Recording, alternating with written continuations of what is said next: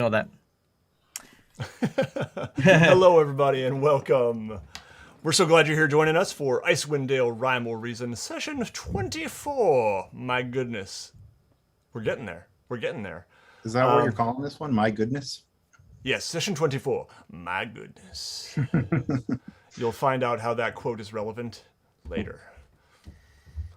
Stay tuned till the What end. a foreboding statement. Good. Well, how are you guys doing tonight? Good. Wonderful. Great. Good. Well, we are going to jump right into things here. Before we jump in, I want to thank our sponsor, Hero Forge. Hero Forge is awesome. You can go there. You can design your own custom miniatures, character portraits, tokens like you see here on screen, and all sorts of other fun stuff to play with. Just your ultimate character building tool to bring your vision to reality. And of course, you can get 3D printed miniatures shipped right to your house. You can 3D print them on your own 3D printer. Lots and lots of options there, and they're always adding more cool stuff. So check them out at heroforge.com. And thanks to Hero Forge for supporting the stream. Last time, my friends, we traveled to the Island of Solstice and explored several shipwrecks around the island in the frigid water. I think there were quite a few treasures found in those shipwrecks. And you also befriended a little ice mephit. I don't know if befriended is the right word. It might be too strong. But found a little ice mephit who is accompanying you around.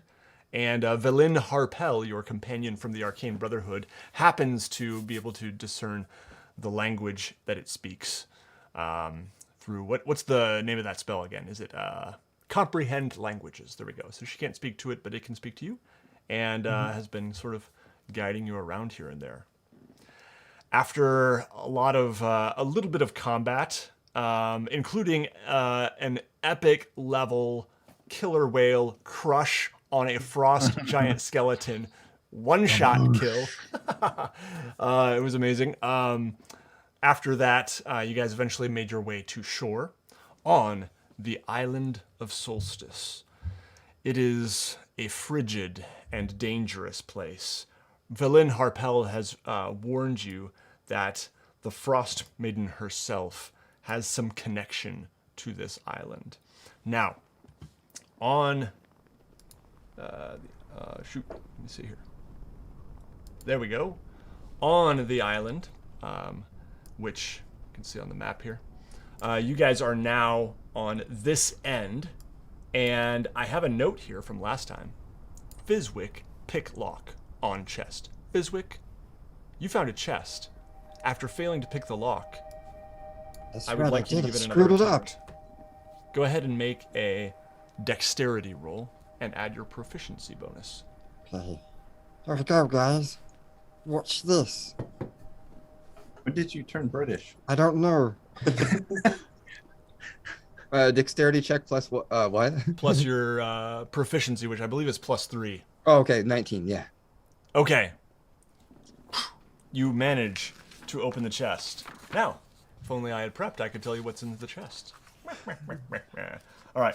Shipwreck discoveries here. Now, was this the one that we found in... did we find one with the trident? This is the one I think he's... Yeah, this is the one I chucked out the window before I grabbed the trident. Yeah. Okay, excellent. That's what I thought. You can see Fizwick kind of hovering over the lock, and you can see him clinking away, and you can see his fingers just go across the top. Mm-hmm. Goes around to the back. Knock, knock, click, click, tick. And you can hear the lock trip. And he looks up at everybody, and you can hear him fart. Nice. Yeah. That was the icing on the cake there. You. So, excellent. Take a point of inspiration for that awesome description there, Fizwick, by the way. Thank you. The chest clicks open, and in the through the blowing mist, your faces light up as a whole lot of gold and silver coinage greets you. Oh, There God, are guys. 2,500 gold pieces in this chest. Oh, And man. 5,000 silver pieces. I think we can just go home. Let's just push this iceberg back. I mean, is it really worth it at this point? How many silver? 5,000 silver pieces. Wow. Yes, Who's well, the banker? with- I can't remember. I'm marking that down. Okay, yep, that's good. With this much gold, I don't think anyone in Thay will care what I look like. Okay, screw my quest. Let's go. I can buy a new face. Yeah, exactly. Fizwick is rolling in the chest, throwing it at you guys. It's a happy moment. All right, Scrooge McDuck, let's keep it in the bin. You see little coins falling off a little bit here and there. This would Yeah. lost 10 gold. Nikos gains 10 gold.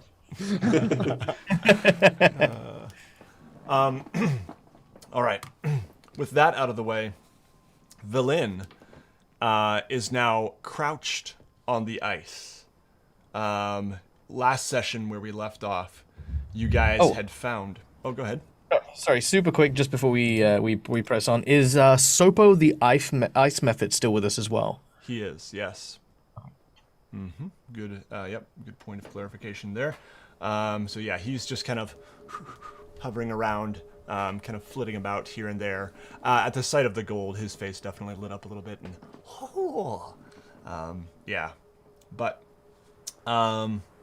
he doesn't seem to be not a greedy face, but excitement anyway. The sight before you now is, if you'll remember, of a hand clasping an orb and a little white weasel skittering about on the snow. Velin is on the ice, crouched. Professor Skent! And you see the orb light up. Yes, it says. And Velin looks at you. The weasel kind of skitters away. And the voice comes out from the orb. Ye gods, I was afraid no one would find us. The sound is coming from the orb. And it says, Velin, might it be you? And Velin says, yes.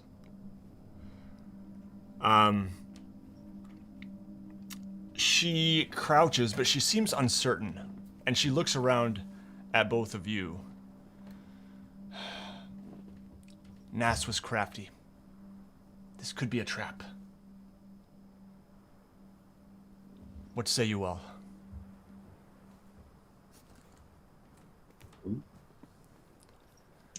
Nass Lantamir. She's the one who stole this from me. What sort of trap is a dead body? I don't know, but the fact that Good point. Zelenor, and she nods at the weasel, is still alive is concerning. We see any activity in the snow besides weasel tracks? Not really, no. What's special about that creature? Who's Zelenor? It's her fey familiar. Typically, when a creature dies, their familiar would vanish. Well, I suppose it's worth giving it a try, don't you think? And she kind of reaches for the orb, looking at you all. What's the little feller doing right now? The weasel is just kind of off about probably 15, 20 feet from you, kind of looking at you and just kind of moving back and forth a little bit, like 10 feet pacing. Can I crouch down and like hold out a piece of ration and see if it's interested? Yeah, it moves closer to you, but then it kind of skitters away. And Valin says, "It's a creature of the Fae. I'm not sure food will work." Oh, so it's not a real ferret or a real weasel. Correct. It's a familiar. Can we see the corpse's face? Is You it covered? Is it can't. covered with snow?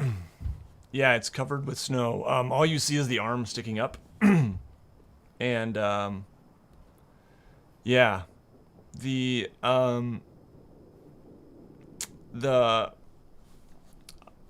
eyes of this orb, and there are two kind of silverish,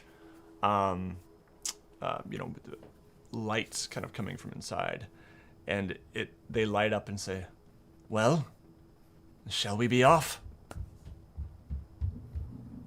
You guys hearing that ball talking to you, or is it just me? Not just you. We all How hear many- it. How many of you are in there? Just me, Professor Scant. Oh, I No thought one he had referenced somebody else. Like he I was. think he just means us. This is wonderful and all, and I'm sure that we can sit here pointing fingers and wondering if we should follow the giant flowing orb, but I am cold and I'm getting pissed off. And you are very distracting. And I'm going to reach my hand forward and I'm going to use Shape Snow. And what I want to do is I want to create a human simulacrum with the orb kind of set where the face is, so that the eyes look like they're moving around. I'm going to kind of use it, I'm going to try and maintain it and sort of use it as a vehicle to kind of just move the orb in a more aesthetically pleasing way, as opposed to having Mystery Death Orb kind of floating about. Yeah, it's actually still clasped in the hand, so you want to kind of like remove it from the hand. Yeah, like grow it up around the, I kind of want to use the hand almost like a central pedestal. Yeah. Yeah, sweet. Okay. Yeah, you managed to do so, and the orb kind of, just floats up on this little rising kind of waft of snow. Like a human-shaped snowman with a wrist, neck, and a hand head. Yeah. I want it to be shaped like Frosty. Okay. All right. And then I'm going to have it walk over to us, as opposed to us walk over to it. So yeah, as you do this, a light kind of shoots out of the hand as soon as the orb leaves it, and a ghost, a spectral form, appears before you, and immediately attacks Valin. Well, not attacks per se, but rushes towards Valin. And Alex, do you have her stat block up by chance? I can pull it up too. No. Did you send that Okay. to me in the chat last time? I'll send it to you. Here, Valin, Harpel. Okay. And what I'd like you to do, Alex, I'll have you roll it. I'd rather have it be in the hands of the players. I'd like you to roll a let me see. Is it a wisdom saving throw?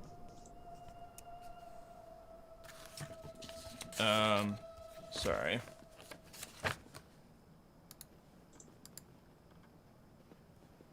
It is a charisma saving throw.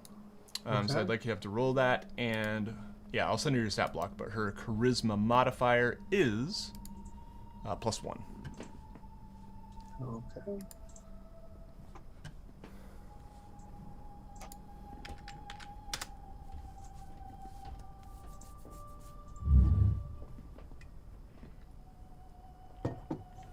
Four. Okay. You see before you, the ghost disappears, and Valin stands up and looks at you all, smiling. Okay. I got a button. Oh. I got a button. Can I push the button? Yeah. Okay. All right. Oh, that's it? Okay, never mind. Oh, it was a whooshing sound. Kind of spooky Oh, little hang on. tune. Ooh, okay. Yeah. Yeah. So, Yep. Valin stands up and smiles at you and says, "Hello. I am Nass Lantamir. A pleasure to meet you all." I suppose the pleasure is all ours, Nass. But you seem to be corporeating yourself within one of our guides. I'm not sure if this is exactly the most ideal of circumstances to be conversing. Without Valin, our survival falls by the second. You must have a good reason to take her body. Well, your first mistake was trusting Valin. She is not to be trifled with, and you'd best keep your distance from her in the future, if you take my advice. Now, I can only be freed if we can get the Codicil of White. It's what I came here for. And she reaches for the professor orb and says, "Might I have that back, please?" I reach out and grab Valin's hand and pull it back. And she kind of looks at you. Well, how very rude. I can help you. I roll my eyes and I'll have the simulacrum sort of walk over within arm's reach so that they can grab the orb from the face of the snowman. So I'm sorry, you're gonna let Nass. I'm gonna let the grab- ghost. I'm gonna let Nass in the body of Valin grab the orb, which is currently being animated inside of the snowman that I created from earlier. Okay. Yeah. And so she says, "Thank you. This object is quite useful. It can help us find the Codicil of White, perhaps. It is what brought me here in the first place. Now, And is there any... what is the Codicil of White? some kind of incantation or scroll, I think, perhaps, and able to get us into the lost city of Yithrin, of course." How do I we see. know that you'll be a better guide than Valin would be? Well, I have the experience. I've The experience of dying. Yeah, that didn't seem to work out too well for you. well, still dead. And yes, I understand. And yet still here. So, unlike my compatriots, I'm inclined to at least put some degree of measure on this success. Because, of course, I'm sure our learned colleague would know, should our lives come to any kind of abrupt end, then no matter what lies within the city will forever be out of your reach permanently, and your freedom, of course, would go along with it. I have no desire to walk this plane again. I wish to see my soul freed. I wish to see the Codicil of White within my grasp, at which point my soul will be freed, and I will hand it over to you. And will you hand over Valin her will once again Yes, to be it herself? absolutely. I can do I so. am. Can I do like a insight check or something? That probably doesn't make any sense because it's Valin's face I'm checking. Yeah, I mean, you can certainly try to make an insight check. The ghost seems to have full control of her body. Ironically, Nikos doesn't trust this guy or Valin. So it's like, oh well, one untrustworthy NPC to another, it's all the same to me as long as I'm going in the right direction. Valin, I'm uncertain about trusting someone who claims to be trustworthy while stealing the body of someone else. Then don't trust her. Just listen. I understand, but you see, my only interest is to help you find the Codicil of White. Is that why you are here? We are here to try and get into the city. There are many answers that are supposed to lie within for each of us. and we're hoping that we'll be able to find some of them. Chief among which are its connection to the Frost Maiden herself. I understand. And the Codicil of White will grant you what you seek. And now, let us be off. The direction I was headed as I passed from the cold was that way. And it does feel good to be in a body that has not been shipwrecked at sea. That was my ship, right over there. And she points to the nearest shipwreck. The others didn't even make it to shore. Is that the one with the mer people in it, or the Yeah, it's the one with the demonic? One we skipped. Yeah. Okay. The one with the women in the porthole. Yeah, it was. I can't remember what they were called, but yeah, they were like evil merfolk, basically. Oh, well, yeah. Marrow. Yes, Marrow. Good. M-E-R-R-O-W. The ones with the women in the portholes that was like the second. Yeah, that was the hags. Okay. Those were sea hags. You guys skipped that one. Yeah. Well, Nass, I vote we let you prove your guide skills, and then once we hit the Codicil, you're to depart as you say you will when you're freed, and give back Valin control of her body. Absolutely. I mean her no At harm. least bind her hands as she guides us. Do not bind her hands. The last thing we need is to have to carry her. She can still walk. Yes, but in a tight position, she may require the use of her hands, Clay. Unless, of course, you're afraid of Valin overpowering you. Excellent. Good. I'm glad we came to that arrangement. Now, hurry up. We don't have all day to freeze our asses off. The weasel seems to be scampering around the feet of Valin, and now Nass Lantamir. And Nass is kind of trudging off in a direction. The ice method is hovering along beside. Before you guys... Oh, 17 insight check. Sorry, Ryan, I missed that. And yeah, the trident, +2 to attack, +2 to damage. Okay. You get the sense, Clay, that for the most part, like, she seems to be honest. She certainly does not seem to be very kind, possessing someone. And you do know that, she and Valin were enemies. But she seems to be, for the most part, telling the truth from what you can tell. Kind of a meta question here. When a ghost possesses a NPC's body, do they take on the NPC's like skills and abilities and everything, or do they bring their own? No, they don't really. Let's see here. So the target is incapacitated and loses control of the body. The ghost now controls the body, but doesn't deprive the target of awareness. I guess you guys probably wouldn't know that, but so Valin basically, in a meta way, she's screaming in her mind right now. Yeah.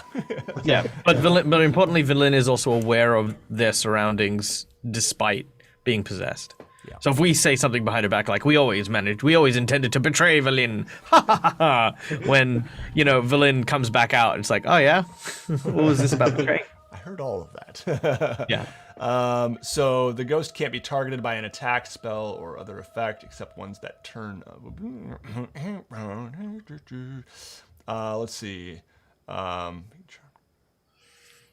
It You don't need to tell me uses everything. the possessed target's stats, but doesn't gain access to the target's knowledge, class features, or proficiencies. Oh, So, okay. basically, I would assume, like, when attacked, could, use a melee attack, but is not going to know Valin's spells. Will not even know Nass's spells. I think it would know Nass's spell, but it would use the stats from the core body. So if the core body was like a barbarian and you were a wizard, then you can't really use your spells because you don't have the intelligence to. Yeah. I like that. So I think, and the ghost does know some spells. So Alex, I will send that to you. You guys will see some meta knowledge. I guess just don't use that. Don't metagame, but Or you can just send me certainly see the spells. You could send me. Well, I mean, it's probably, we don't probably have time for that, but you could just send me the spells or whatever if you wanted to. Yeah. Is that too difficult? Kind of. Well, I can just look at the stat block. It's fine. I'm Mage just Hand. zipping my eyes to the appropriate parts that I believe I can look at. Yeah, that's fine. If Okay. you see other stuff, just don't use that meta knowledge. But Mage Hand, Message, Prestidigitation, Ray of Frost, Detect Magic, Thunder Wave, and Counterspell. Got it. Okay. That's what Cool. she's got. And then, yeah. When the possession ends. Yep. Okay. Excellent. So you guys are trudging off in the direction of the center of the island. Now I'm going to pull the map back up and give you guys a little bit of freedom here in terms of, and I'll send the Owlbear Rodeo link as well to you. In terms of where you want to go and how you want to approach the central island, which is what Velin had communicated is kind of the destination where the Codicil is likely to be. And she gleaned that information from the Ice Mephit Sopal, who is still floating about. So there's the Owlbear Rodeo link. And let's pull it up so our viewers can see it as well. There we go. So right now, you are right here, where this little, right there. No, our viewers still can't see that, Nate. Let me actually move it down a bit here because I'm realizing it's off screen.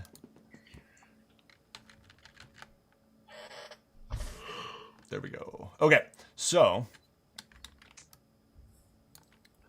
you guys are kind of on one of the westernmost wings of the island. You can see that towards the center, that giant skull mountain, just barely visible here and there through the shifting mist on the island. And you also see a ways ahead of you a bit of a wall. Okay. So, where is the ghost orb leading us? Where's the... She's just kind of walking towards, let's just say, this direction right here. Okay. But is not leading you so well, and it's kind of also deferring to you. We could go straight there. Oh wait, that's not how Nass talks. We could go straight there, or we could explore further. The trail, if you will, up to the skull appears to be on the southern side of the slope. So that would be The wall that you mentioned, is that the sort of circular Stonehenge type of? yeah. There Okay, is this right here, and there also appears to be some. It's hard to tell from this distance. Chunks of ice over here as well. Okay. Okay. I think perhaps maybe we follow our road south. Maybe make it to the ring of walls first, then assess once we get there. Maybe it's just me, but it looks as though those collections of large ice that seem to be placed out, of all of them, this particular walls seem to be very deliberately placed. I would very much like to find out why, if it has any pertinence to the city or not. Plus, if the slope up to the mount is to the south, then it is en route anyway. I know you said we can't make them out perfectly, but can we tell sort of how large those? I guess in either case, the chunks of ice or the ice making up the wall, how tall they are, or how large it is. Yeah, you could tell that they're probably, at about, I guess, as you approach closer and get to like right here, maybe, you can now see that both are, maybe is slightly taller than you all. I say we continue to the wall and take a look what's in that proximity. Okay. Seems I to be agree. the Let's get to consensus. the path. So, as you are crouched or approaching the wall, you notice several broken sections, and a 10-foot tall wall of ice broken down in several places, leaving gaps through which you can see what appears to be a huge garden of ice sculptures. Go ahead and make a perception check for me. And anyone and everyone, if you wish. 17. 18. You hear a large crunching, loud crunching noise occasionally. Like crackling How of wide? ice. How wide are the gaps between the blocks of ice? Like, could we fit? Could a body fit between there? Yeah, definitely. Nikos takes a quick moment looking around at the statues. How realistic do they look? Yeah, the ones closest to you, as you look, you can actually see through the ice that there one near you is actually it's a caribou. Like, you can see the color, not just of ice, but of a flesh and blood caribou, the one closest to you. So there's almost like a thin layer of ice caked over an actual caribou. Yeah. Yeah, okay. I kind of thought that. So what I want to do is I have a lot of oil and blubber. What I would like to do is trying very carefully to regulate the temperature. I want to use my firebolt spell to just sort of create like a small ember to like warm, just kind of like I did, like just to kind of keep myself warm, to heat up that oil, and I immediately want to soak my clothes in oil. Okay. So you're soaking your clothes in oil, and you're creating a flame? No. It's all oil. So basically, I want to. So the container or receptacle that I have that oil in, I want to kind of heat that up from the outside, and then once the oil is warm, I want to. Gotcha. I want to then spread it. Because obviously, if oil is frozen or cold, it like comes out in clumps, as it were, and it wouldn't really spread. It'd be like margarine straight out of the fridge. So I want to just heat it up so that I can cover it. And then as I'm doing so, I'm gonna take a moment and sort of hand because I've got like 4 massive slabs of blubber and 10 pints of oil. I want to sort of hand the warmed oil to Fizwick, almost like I'm handing him sunscreen. You know what I mean? Like just kind of pass off the side. Do you want any? Let me get some of that. He immediately sets it on fire. So you guys, I pulled up a different map here, and you can now see a little bit in more nuance. So I'll say that you guys are probably, where's my mouse? There we go. Your Nikos. Right at that opening there, kind of peering around. And let's see if I can make you a little bit smaller. Could you rub this on my back? It's like just an oil smear of kick me. It doesn't say anything. Is there because we can hear the crunching inside. Is there a way, can we tell how close or how far away it is? It seems to be coming from like the opposite side of the area here. I'm just gonna draw a few more. Can Fizwick start sneaking kind of slowly around the side, and he's Yeah, got that's what Clay was maybe going to do too, since we're kind of on the outside of the ice You're wall. gonna sneak really good. Go for it. No, I wasn't going to sneak. I was just going to start walking around. Just start walking. I'm not sure sneaking in is. Sneaking is always appropriate. So you guys are walking in opposite directions from each other around the. I just wall. want to get a different viewpoint, like not very far away. I just want to get a different line of sight. Yeah. So yeah, you can definitely walk around if you want to. And I guess, are you trying to be quiet, Clay, and sneaky? I mean, I'm just trying to walk like normal in the snow. I'm not running and clomping. Okay. Yep. Let me just check something here. And we've already walked up to this thing and are talking outside of it, so Yeah. quiet is probably not. I don't know if there was a lot of talking. I don't, You see Well, a large shape on the other side of the wall here, the area, as you walk around, and but you're unable to make what it is. It's dark in shape, or dark in color rather, but you're unable to make out what it is. Okay. I crouch down and motion to the others and indicate with my hands, I guess, that I see what's making the noise. Yeah. So it's Rockfar just- has been pulling that giant suit of armor we found, laden with all our treasure. With he's like rigged some ropes to, and he disengages from the ropes and follows you to where you are, Clay. Okay. I point. Yeah, and you guys now see the figures in ice. There are humans, elves, not just animals, but a wide variety of animals that appear to be frozen in ice. He's been collecting. It's been collecting. It looks like some sort of museum. Yes.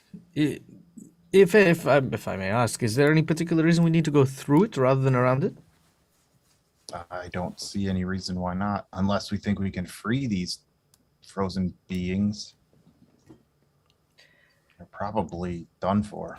Well, we might be able to do something about the ice, but there's no promise they'll be in breathing condition when the ice thaws. Right.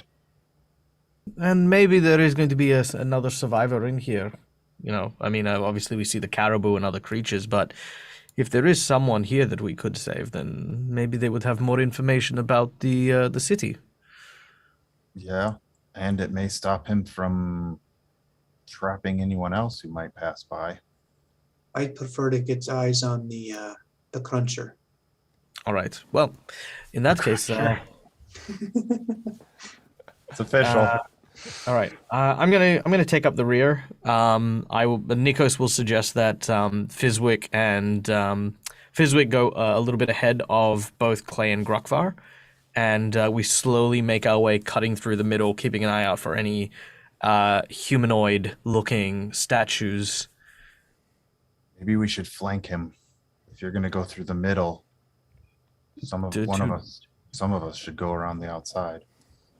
To flank means we should know where it is. Well, Or can we see might. it. You know that it know, was can like we- this direction.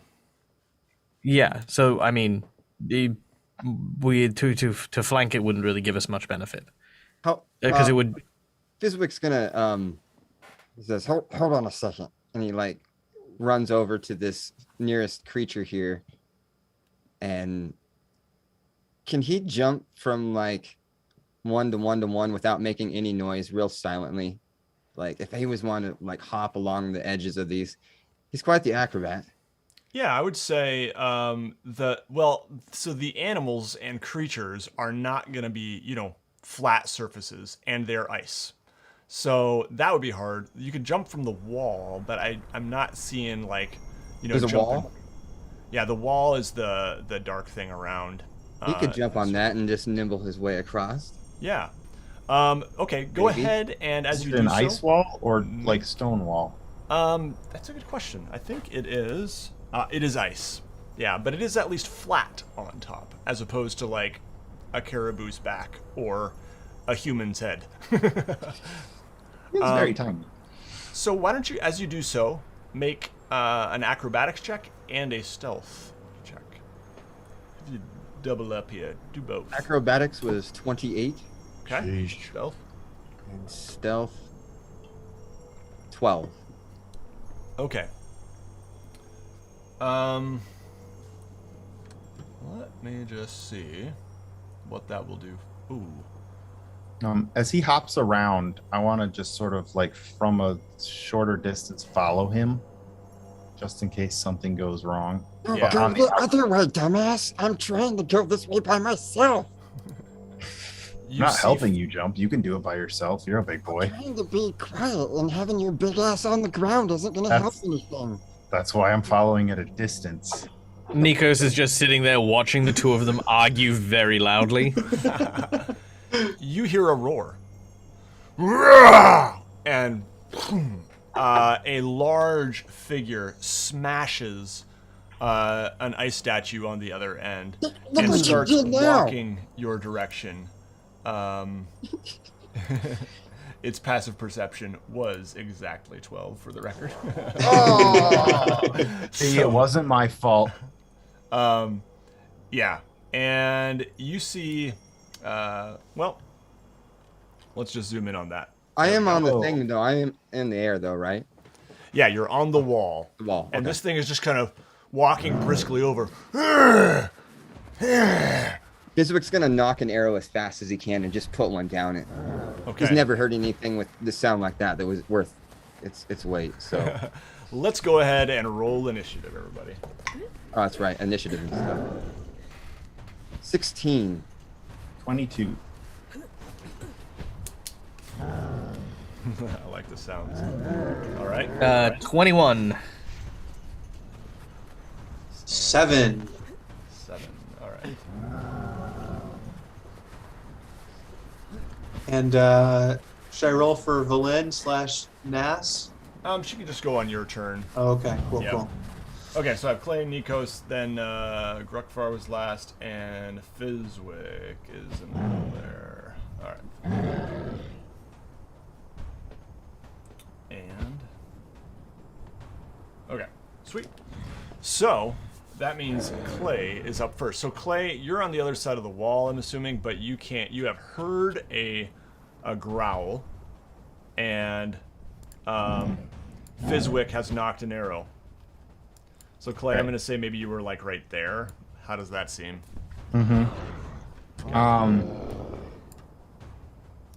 Okay.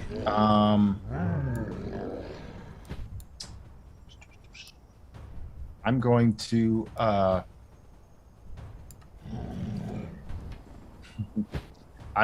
can I turn and look at Gruckvar and say, "It's time again," and I put my hand out. You can. But Gruckvar does warn you. I'm not certain how long I can maintain this in my current state, but I'm willing to give you a hand. And I put up my hand in the classic Predator era grasp and meet hands with Clay. Nice. And then I, for my bonus action, then I'm assuming because that counts as my action, right? Yeah. Well, I could say that could just be your move, I guess, and that could be like a free action, basically. It's all you're doing is Okay. touching his hand, so that doesn't. Well, because I was planning on. Hold on a second. Well, we'll Okay, just say so it's your I- free action. Okay. It's Didn't sorry, just for my own headspace. Didn't they move up with Fizwick? yeah. I mean, I'll let you guys decide. So. I mean, yeah, I was that's fine. following close behind, or at a distance where I could still see him, but not be near him necessarily. Yep. So go ahead. You so still have then- your move and your action. Okay, so for my, do I get a bonus action then? Yeah, too? and a bonus action. Yeah, it's Okay. just a free action, like So opening for my a door. bonus action, I am going to rage. Yep. And my dredge line comes out. I think of my non-dominant wrist, Okay. like a big long arm whip. Yep. And then for my action, I'm going to actually use how far away is this thing? So it is 1, 2, 3, 4, 5, 6, 7, 8, 9, 10, 11, 12, 13, So about 70 feet from you. Okay. And you I'm going can't see it right now. You're like behind the wall, but you could absolutely sidestep over. Okay. What I'd like to do is ghost water dive 30 feet. I almost tried to control it in Zoom. So 30 feet, maybe like here-ish? I don't know exactly how you're... Yep. So That looks like... yep, that looks reasonable. Yep. Okay. I'm going to ghost water dive and appear in front of it out of a burst of water. And I'm going to... let's see. I can make one attack as part of my action, a part of that ghost water dive thing. So I would like to chuck one of my hand axes at it. And as I do, I want to like roar, try to roar to match his roar, and see if I can at least get him to. Oops, wrong thing. Get him to pause a little. Yeah. Yeah, go ahead and make your attack roll. Okay. I don't know. Oops. On it. Wrong things. There's no way that works. It's super low. So it's just a roar and a lost axe. Okay, yeah. Oh no. Yeah, he does look startled for a moment as this, you're enlarged, right? Yeah. Yeah, as this larger than life clay is running towards it. It kind of, does a stutter step for a moment as it's walking briskly forward, and Then his voice cracks as he's yelling. but your axe, It's a very deep crack though. I'm twice the size. It's okay, man. I was going for 5. your axe just kind of skitters in the snow at its feet. And you it sound like keeps Tim the True Man Taylor. All right. And that brings us to Nikos now. Okay, so Nikos will. Can I attempt a deception check whilst using the command spell? Sure. So let's start with the first. Is there a knowledge check I can make about this creature? I presume from its size, it's some sort of giant. Yeah, I mean, it looks smaller than a giant. It is. I'm not sure. Probably about 12 feet tall, I would say. Yeah, you could. But absolutely, go ahead and make an intelligence roll. See what you might know. Taller than it then if it's 12 feet tall. 18. All right. Yeah, you notice that this looks an awful lot like a troll, but different. More. Not your normal green color. A little furrier and a little more kind of gray. Okay. Do I have a reason to believe that trolls speak giant? You would probably know that they do. Okay. I thankfully also speak giant. So I'm going to converse in giant while making the command spell. Let me see if I can do this. All right.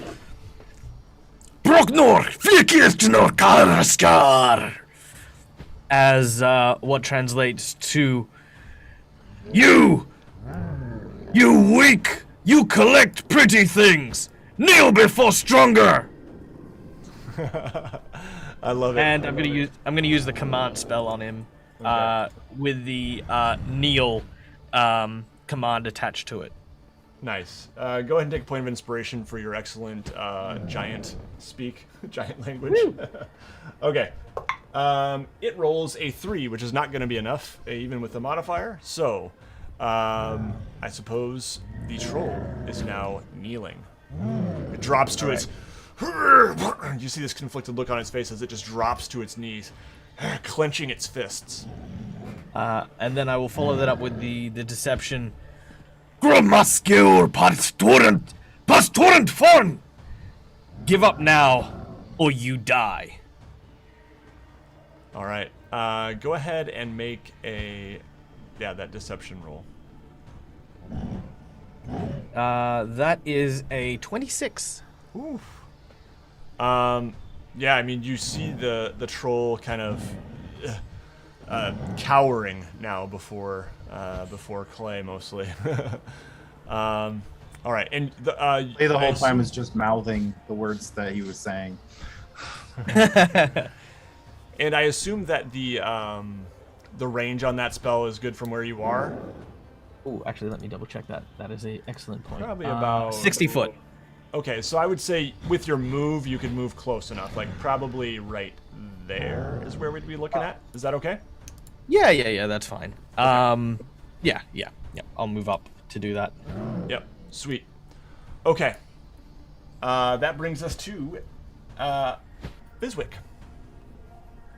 Fizwick, you've just seen the troll kind of drop to its knees, and from your higher point there, I'm going to go ahead and have you make a perception roll for me.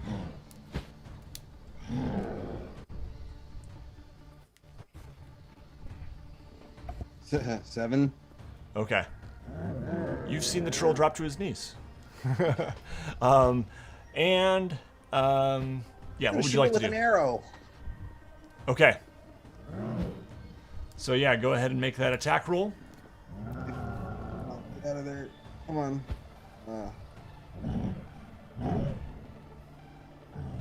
10? Unfortunately, your arrow goes wide and kind of bites into the leg of a big ogre frozen in ice next to the troll. A sausage and begins to roast his sausage while waiting for his next.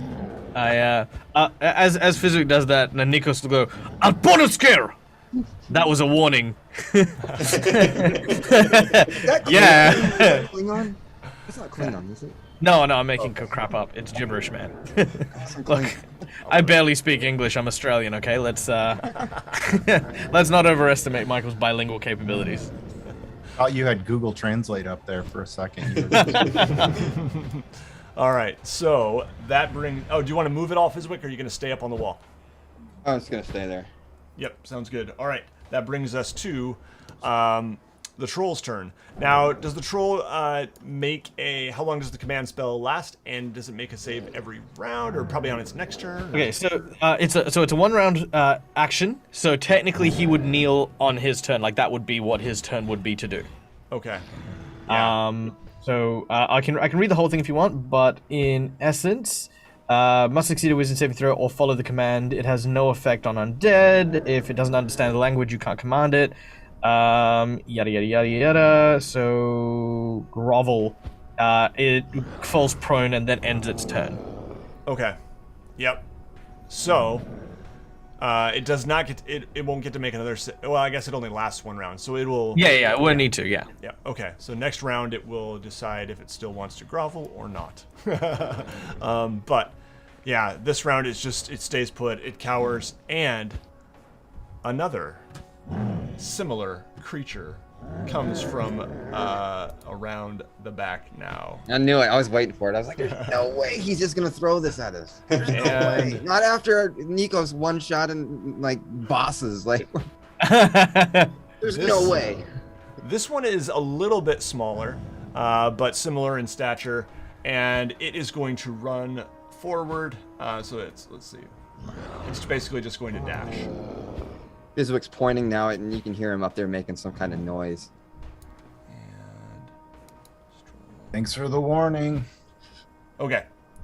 And I don't think it can do anything from range, so that is going to be it for its turn. All right, that brings us back to the top of the order. Clay, you're up. Hold up. Did I get the Gruckvar chance needs to go? a turn. Yeah, Gruckvar can have a turn. Hold up. Sorry. It's okay. Gruckvar beckons Velin / Nass to follow him, and he runs up to whatever ice sculpture this is, or whatever frozen creature this is. Yeah. And what would it be, you think? A humanoid, you tell an me. animal? You tell me. I want to be a caribou so that I can drop down and shoot a guiding bolt underneath its torso and between its legs. I love it. Yep, you may do so. All right.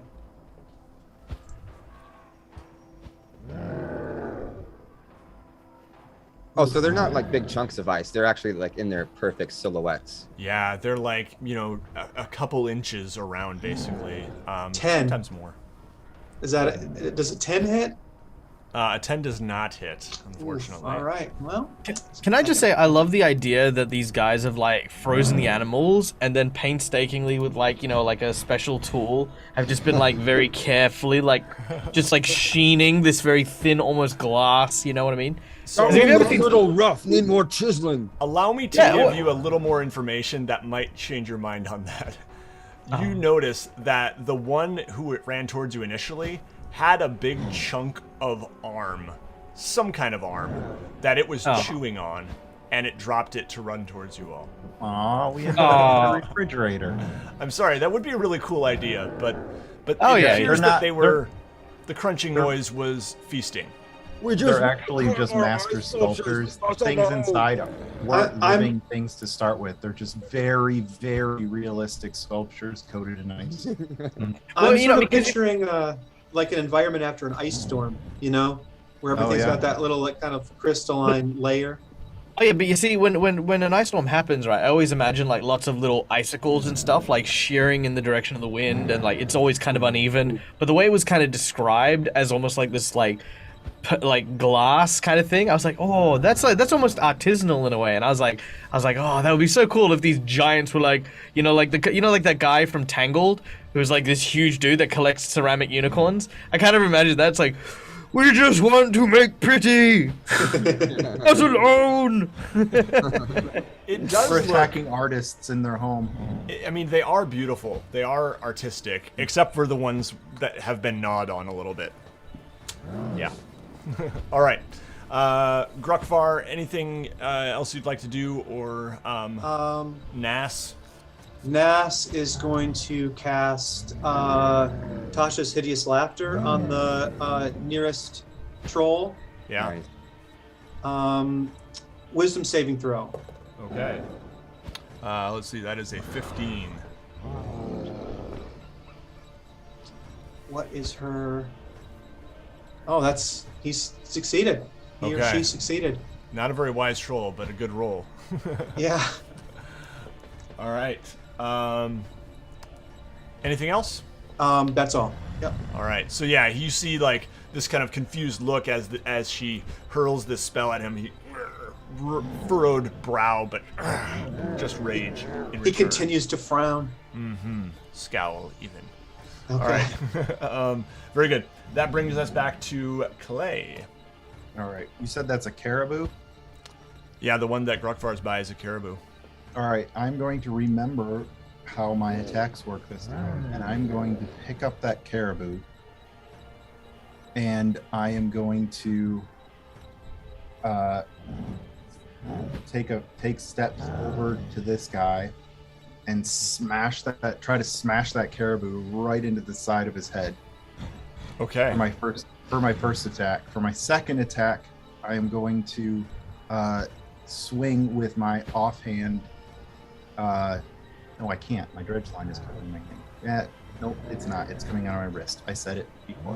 You did. So I'm going to swing with my my other axe, and oh man, I threw my other axe away. Darn it. Well, Yeah, so So I you have have one axe, you also have your trident. yeah.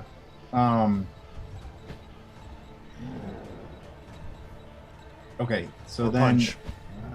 Well, I don't think I can do that with two-weapon fighting. I think it has to be a weapon, Oh yeah, it has to be a light weapon.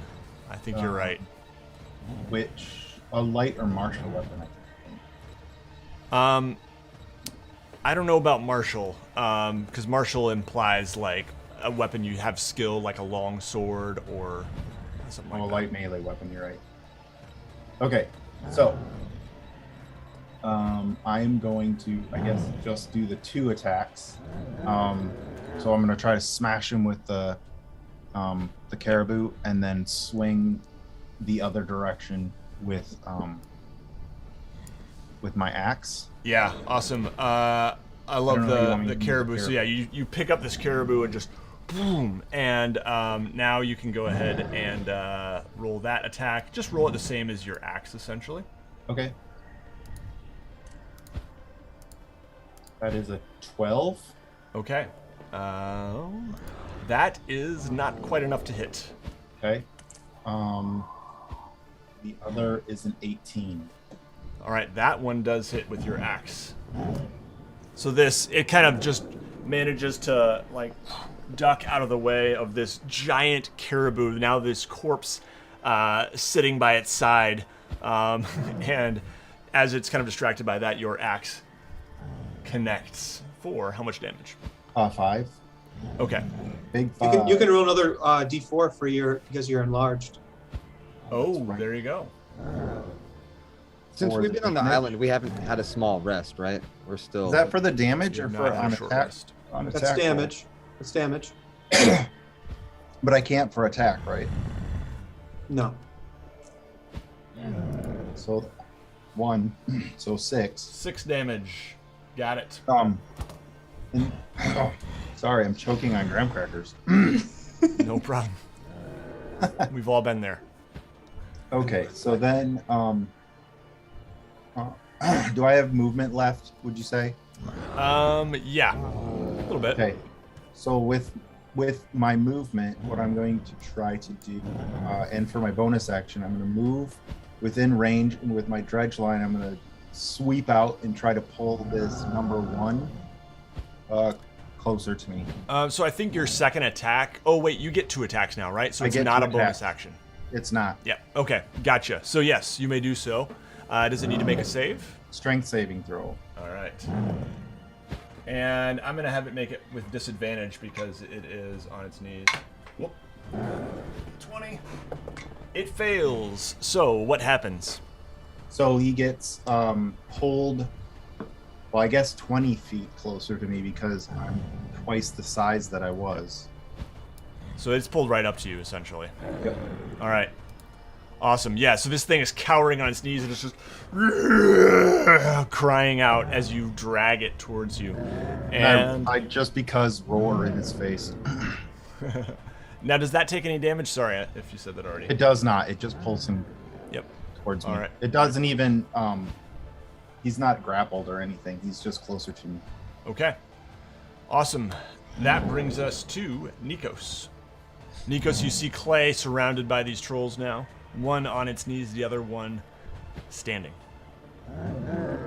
Okay, so the one who is standing, what I would like to do is I would like to use Misty Step and teleport myself to here. Yeah. Just kind of taking cover from whatever that creature is. And what I would like to do is I would like to use the Arms of Hadar Yeah. in order to try and basically send out one of my my spells as a large tendril to grab the troll, and then when I pull him, I want to pull him into that glass wall to try and like sort of rip him through it. Yeah. Awesome. So into the wall or into the statue in front of you? Into the statue in front of me. Yeah. Yeah. So I nice. basically want to like kind of pull him through the through that statue. All right. Too Excellent. bad it's a bunny rabbit. Well, that's a if this is how big bunny rabbits grow in this world, then That's fair. I mean, A dire rabbit. All right. So does he need to make a save or? he does need to make a save. Hold on, I just need to adjust my distance real quick, so I need to be exactly there. Okay. Yeah, so he needs to make, and I know this is gonna suck, but it is a strength saving throw. Okay. And that was a 9 plus 4 is a 13. That is not enough. Okay. Okay. So he takes 2d6 necrotic damage, which is 11 damage, Okay. because I'm using this spell at level 1. Yep. And then he gets pulled immediately 10 foot. No, wait, hang on, sorry. Oh, no, sorry, that's the wrong one. My apologies. That is I read that completely wrong. My apologies. That is wrong. He is No worries. battered away from me by 10 foot. Okay. So I will if it's okay with you, I'll shift that slightly and use that with lightning lore instead of the arms of Hadar. So exact same thing, just lightning damage instead of necrotic. Okay. Yep. And so that Yeah. will not push him. It'll just be lightning damage. No. It will still drag him. It'll just do 1 lightning damage Okay. instead of 11. That's fine. It still works. So yeah. Yep. So lightning damage does 1 point of damage and then pulls him 10 foot towards me, which brings him crashing straight into the ice pillar. Yeah. Why don't you go ahead and roll? Let's say like 2d6 additional damage from the crashing into the ice. All right, that is 7 damage. All right. Excellent. That was awesome. Yeah. So this large armored dwarf with a battle axe, just like a tank in armor. He just crashes into it and knocks it over, and takes 7 damage. Okay. 8 including the lightning. Yeah. All right. Yeah. Sweet. Very good. Now it is Nikos. No, I'm sorry, Fizwick's. I can have another turn. Yeah, sure. Okay, so no. Fizwick, you see this one that's just crashed into this statue here, and you see the other one in front of Clay. What would you like to do? I can use a at-will cantrip and also shoot an arrow in the same turn, can't I? You can. Okay. He's gonna bring some heat to the meat. Oh wait, actually, I don't know. Sorry, I I did assume. just Google that and it said it depended on the cantrip. Yeah, is the cantrip a bonus action or is it an action? Is the question. It's got 1 action. Yeah, so then you That's can't just one fire an thing? arrow too. Yeah. What I'm gonna do is just so short, and it's starting to frustrate me. He's just cast bonfire under number 2. Okay. And I guess I got to do wisdom. No, I So we can think set that the he number 2 makes. on fire. Do you have to make an attack roll? I feel like I ask this every time. Sorry, I'm not. very Yeah. good at bonfire 5e. It doesn't have a button for me. It's just got the 2d8. Yep. So you create a bonfire, and there you go. So the spell's damage is 2d8 automatically. Yep. It materializes where you create it, any Perfect. place within 60 feet. Which 1, 2, 3, 4, 5. 1, 2, 3, 4. It is just out of range if you're on the wall, but you could hop down, move 10 feet forward. Yeah. Okay. So you hop down, and yeah, a bonfire lights under this troll number 2, and it cries out, "Rah!" Just this high blood-curdling cry, and go ahead and roll that damage. 12. All right, sweet. As a bonus action, I'm gonna try to hide behind one of these pillars. Yeah, excellent. And you definitely, you have definitely heard it. You said 12 damage, right? Yep. Okay. Awesome. Go ahead and make a stealth roll. And that will bring us next to the trolls. 22. Okay. Yep. You get the sense you are pretty well hidden. Next up, troll number 1, seeing its friend kind of join the fray, is now less resigned to surrender than it was before, and in fact looks quite enraged at the damage significant damage its friend has taken, and it is going to get up and attack Clay. So, let's see. It is going to be, okay, one is a natural 20 and one is a 14 plus 7, 21 to hit, so they are both going to hit. The first one is a claw attack, and that is going to be 4 plus 8 is 12 plus 4, 16 damage plus slashing damage plus, oh my goodness. Okay, plus 7 cold damage. What? The first one was slashing damage? Mm-hmm. Hold on. Okay, and then And then 7 cold damage.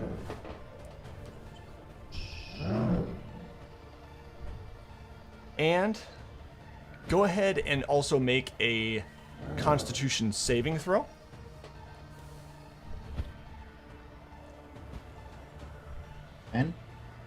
10. You now have disadvantage on your attack rolls until the end of your next turn. So basically for the next round you have disadvantage on attack rolls due to the effects of the cold damage. All right, that was you know what? I totally forgot. I get +2 melee damage because I'm raging. Oh, okay. So the last time I did damage Yep. to the one, it's just 2 more because I think Okay. I only connected once, right? Yep, we'll retcon that and I'll add that, or subtract Sorry. that damage. No worries. All right, so that was the first attack that it crit on. The second attack also hit, and that one is going to be a lousy 9 damage. Oh, man. What kind of and damage? 9 piercing damage, plus, it still gets 2d8 cold damage, plus 14 cold damage. Holy cow. Ouch. Okay. All right. That one does not have a con save. All right. Then it is the next troll's turn. Actually, yeah, that's all it's going to do. Yep. The next troll kind of like picks itself up from the fray here and is going to turn to Nikos, and it is going to attack Nikos. That is going to be a 21 to hit and a 16 to hit. Do either of those hit? 21 will, but as the 16 hits, Nikos will, as a reaction, use his shield and cast the spell blocking Yep. that second hit. Awesome. Yeah. What does this look like? Just a force magic? So as the second hand comes sort of, it's a claw, right? Yeah. As it sort of comes down, Nikos raises his hands. You watch as this series of intertwining tendrils erupt from his sleeve, and as they do, they kind of flay outwards, almost like an octopus reaching, and kind of almost instinctively has this kind of aversion as the claw sort of bounces off the sinew and rips apart what looks to be just these bits of calamari that just fall to the ground, but ultimately are not part of Nikos' actual body. Yeah. I love it. That's cool. So yeah, after the initial attack, you block the second one. The first attack you are going to take, or I guess anyway, one of the attacks you're going to take 12 piercing damage plus 7 cold damage. Oof. Okay.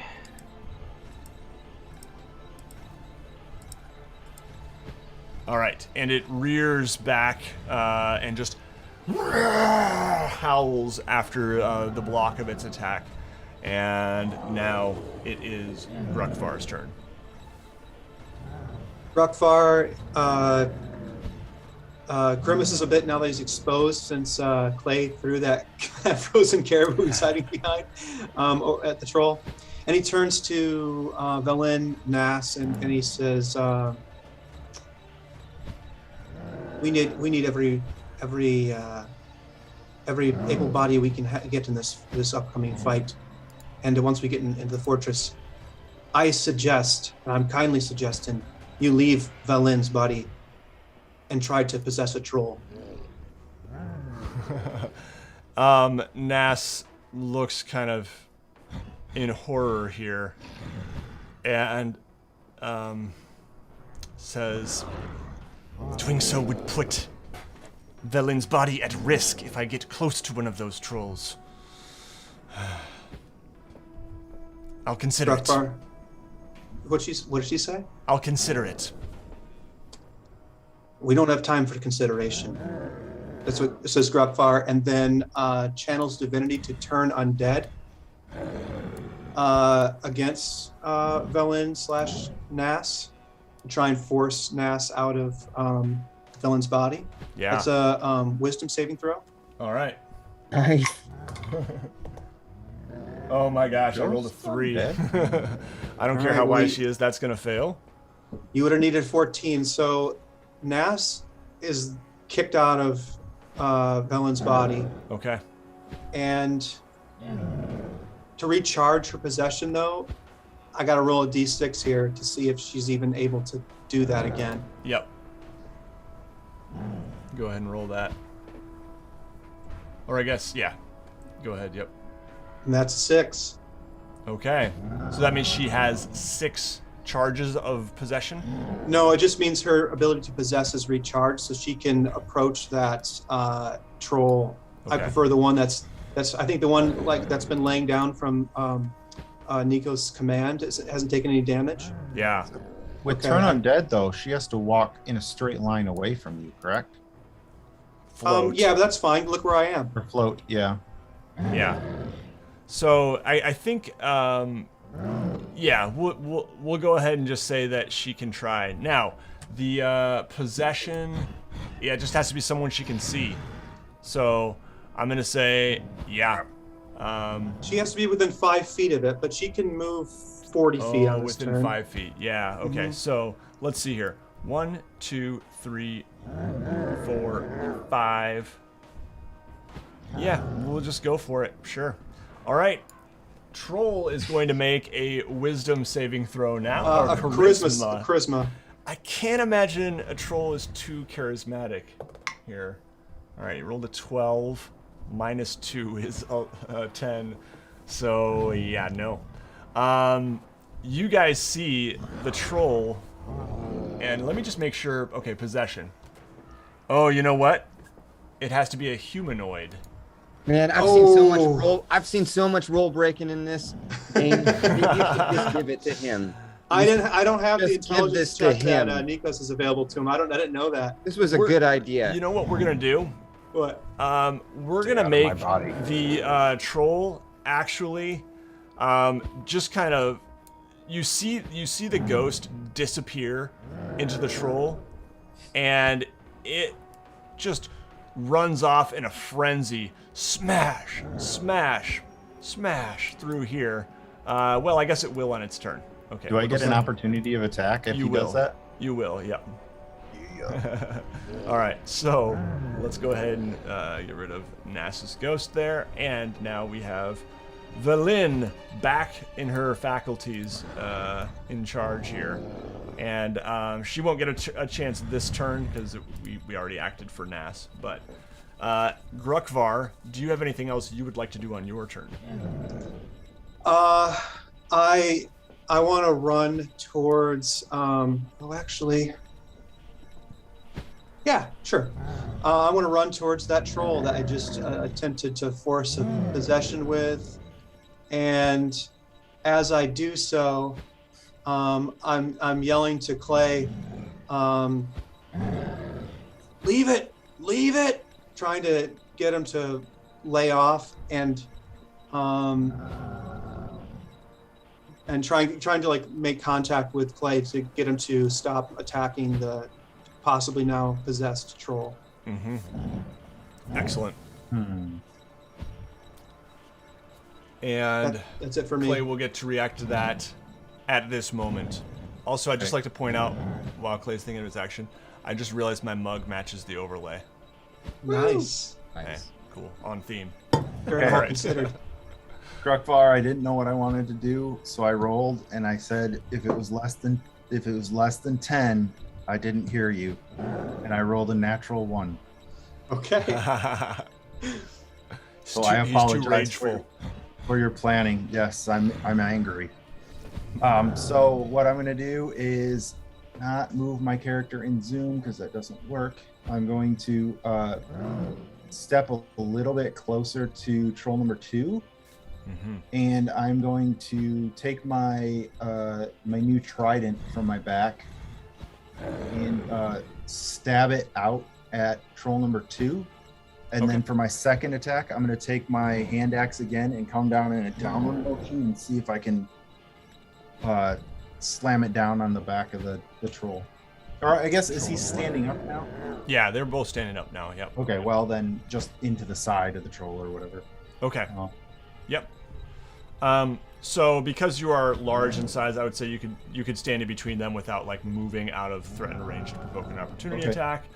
Not the number one probably would give you one. But anyway, yeah. So go ahead and make those attack rolls. So that trident is +2 to hit as well. +2 to hit and +2 to damage. Yes. Okay, so that's a 17 to hit. All right, that is going to hit. And then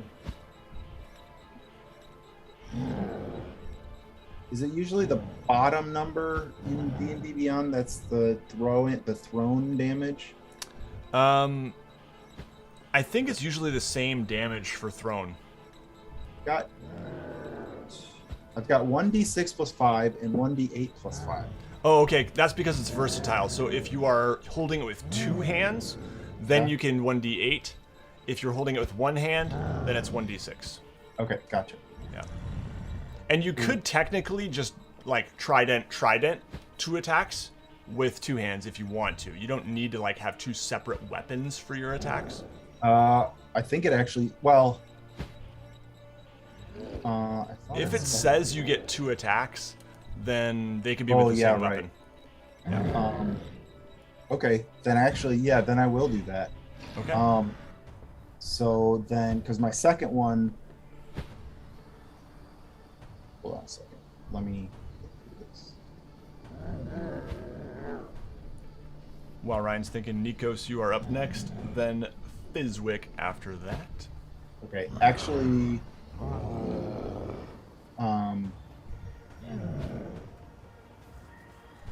yeah, no, I'm just gonna do the 1, I think. 6, 11, 13 damage, plus I get the 1d4, right? Yeah, I think so.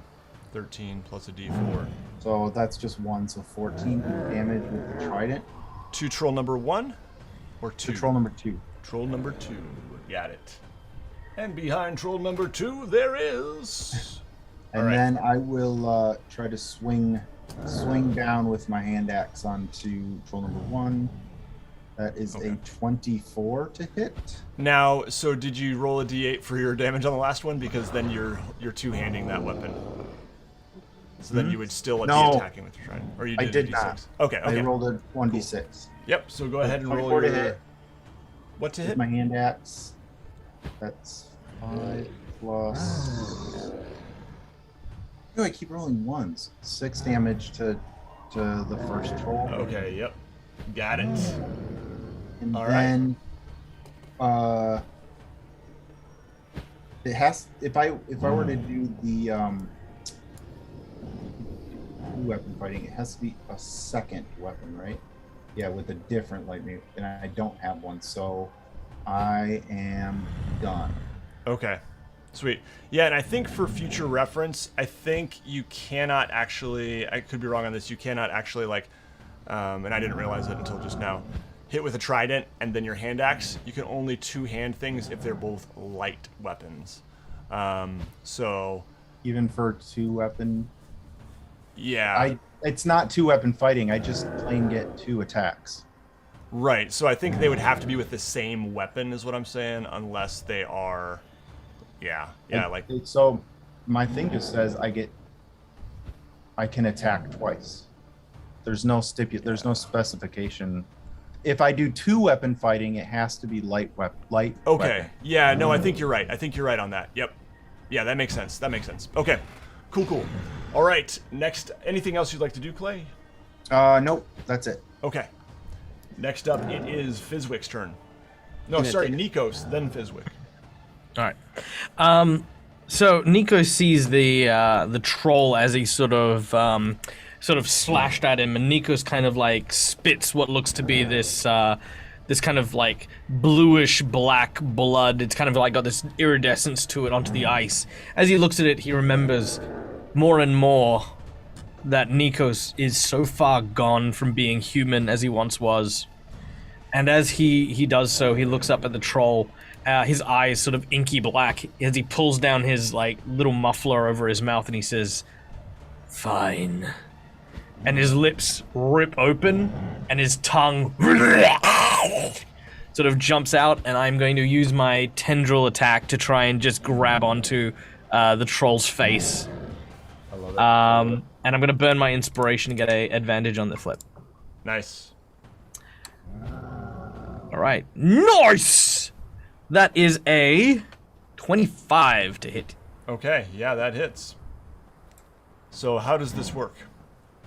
So as the troll itself is too large for me to grapple, as Nikos's tongue is extendable, it kind of reaches up and kind of like sort of wraps around the nape of his neck.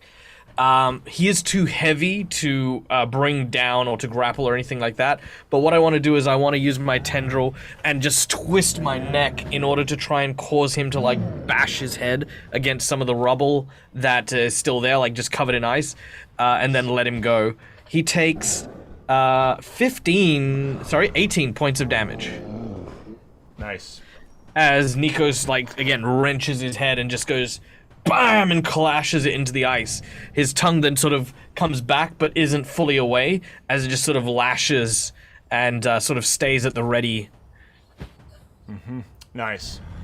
Awesome. All right. That brings us to Fizwick.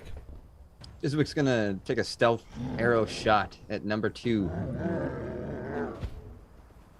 Yep, so you can roll that with advantage. 24 to hit. That is a hit. Go ahead and roll your damage plus sneak attack.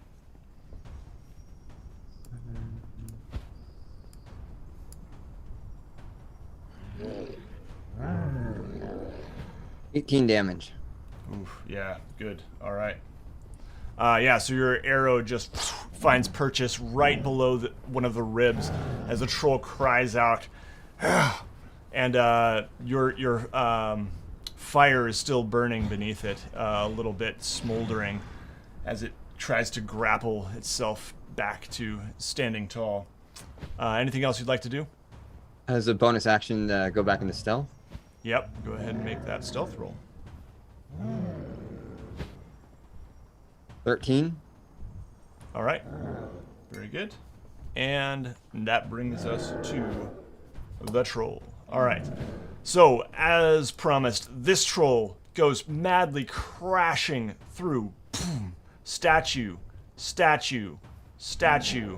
It's just running madly, and you get the sense that whatever is controlling it is really just trying to, you know, do a lot of damage to it. So, yeah. And this one right here, actually, I've been forgetting the aura of cold, so it's supposed to be at the start of your turn, but I'm gonna just make it at the start of this troll's turn. It would be Clay and Nikos who need to go ahead and make me a. No, I'm sorry. It is just there is no save. You guys take 3d6 cold damage. So real quick, with the oil that I applied to my body, does that get reduced in any way? Sure. I'll make it 2d6 for you. Yep. So that's gonna be 6 for Nikos, and 10 for Clay. Damage. All right. Cold damage. And because by this point I imagine all that oil will have congealed from that absorbed blow, that it would just basically clump and sort of fall off his person, which is kind of what it was for. So. Yeah. Nice. I like it. All right. And I think that is not an action. So now the troll will turn to attack Nikos and Clay, one on each. Nikos, does a 17 hit? Not when I throw up my another wave of tentacle shields. Okay. And Clay, a 24 to hit you. So Nikos, tentacle shields up. The troll's claw just kind of tears through this tentacle flesh in frustration, and then it turns to Clay, and that will be 8 plus 4, 12 slashing damage and 10 cold damage. And go ahead and make me another DC 15 Constitution saving throw is what you're going for. Con 16. save. All right, you made it. All right. And that brings us back in the order to Gruckvar. Gruckvar, you're seeing this troll, one troll still standing, just absolutely getting battered and pounded on, and the other one is smashing itself into statue after statue as it runs away. Gruckvar wants to get a piece of the action, so he drops his warhammer down near his foot and taps it with his heel, and it lights on fire for a searing smite has been activated. Yeah. And runs up to the troll and swings the hammer. 16. Is that a hit? 16 is going to hit, yep. All right. So 9 damage for just the initial hammer hit, and for the searing smite. Let's see here, it's 1d6 of fire damage. So another 4 points of damage. Okay. Yeah, I mean, this thing is absolutely battered and looking in really rough shape.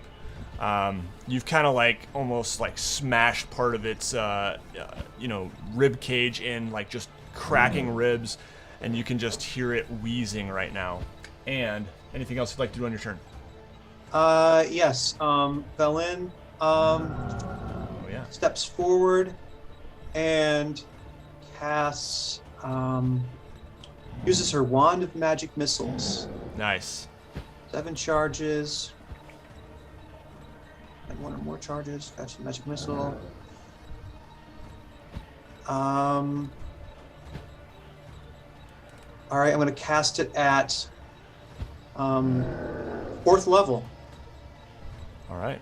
So let's see. Apologies, I got to do a quick review on magic missiles. I think they're like... It's 1d4 plus 1 force damage for each one of those. Yeah. So it's that times it's 4d4 plus 4. Yep, that makes sense.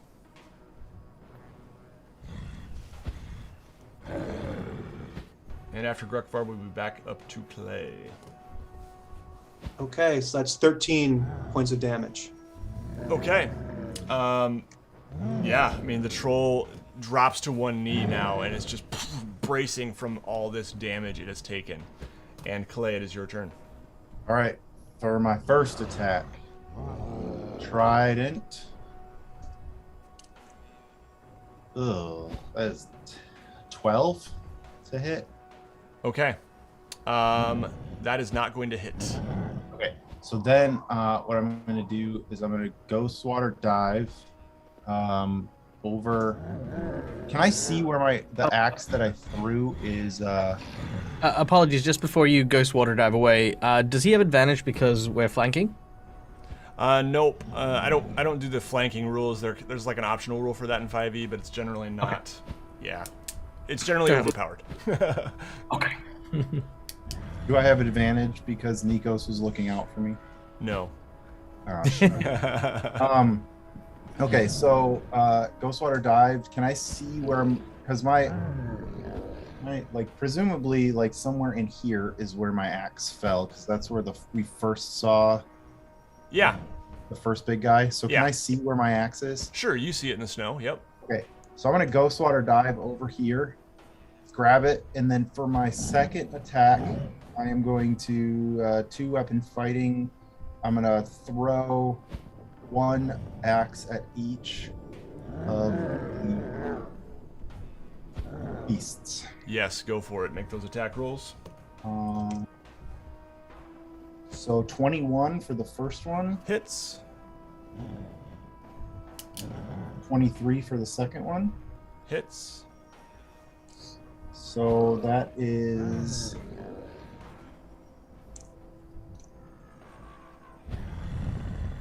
It is 14 damage. Holy cow.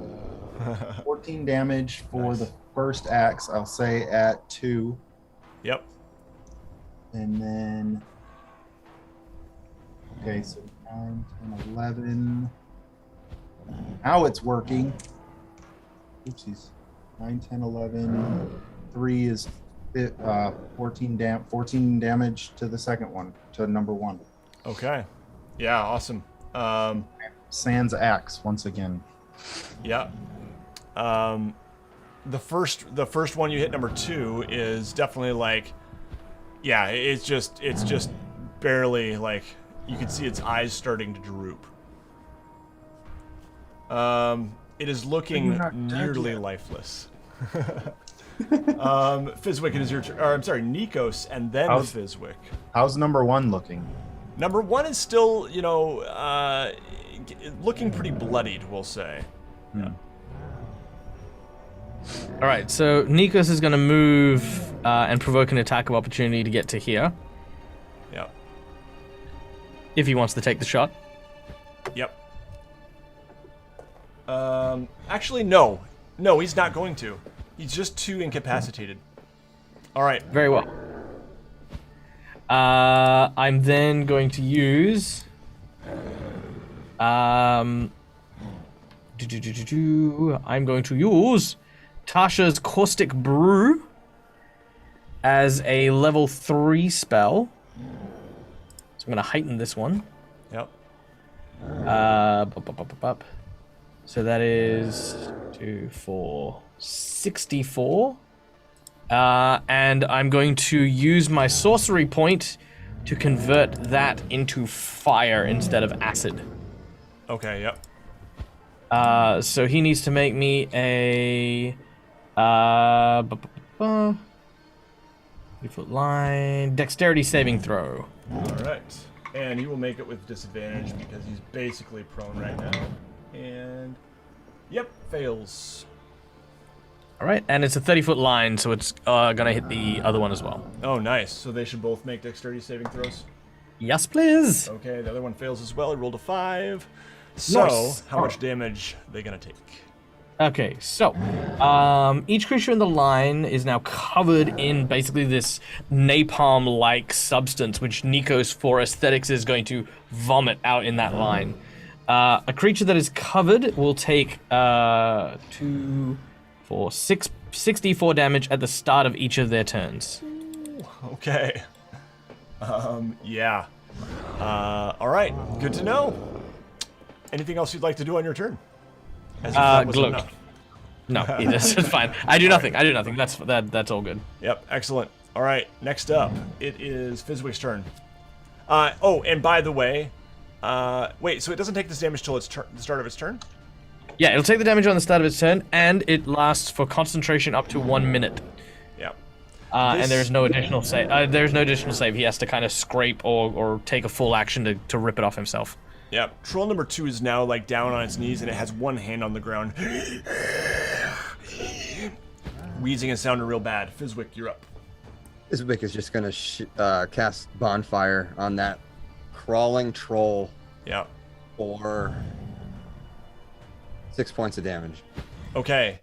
This troll collapses to the ground in flame. The other one is still up, but yeah, this one is down and out. That anything else you'd like to do, Fizwick? No. All right. And Troll's turn.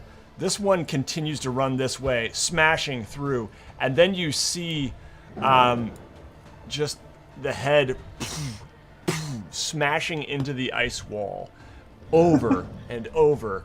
And you hear a cry from that troll. Run! Run. All right, in common. And, yeah, metal. That brings us to Grukvar. All right. Let's see, how far? And it takes 64 damage, does it not? Yes, it does. Is And that they- six? and Is that you 6d4s or 64? 6d4s, not 60. Oh, okay. Oh, Wow, okay. So go ahead and roll that damage. I thought it was Okay. 64, 64. I was like, man, I don't remember it being that strong. No. Vaporize that poor All right, so that is 19 damage to the first one, Nice. and then 20 damage to the second. Excellent. All right. And that brings us to Grukvar now.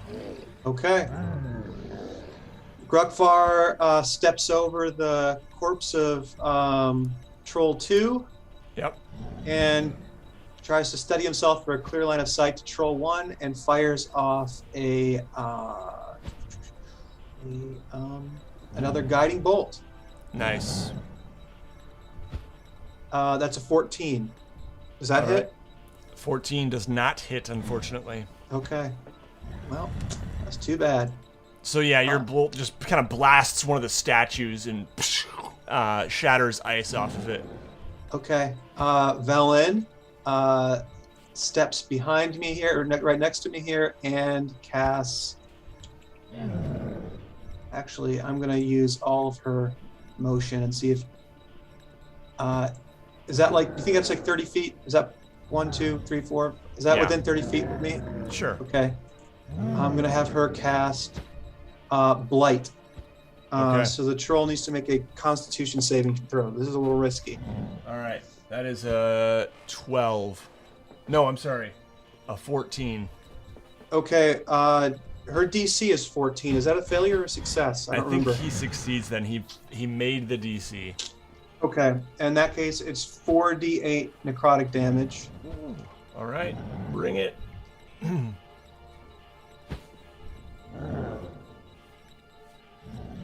18. All right. Yeah, I mean, it hurts the troll. You see it cries out in pain a little further. And, yeah. Anything else you'd like to do? No. Okay. Clay, it is your turn. Okay.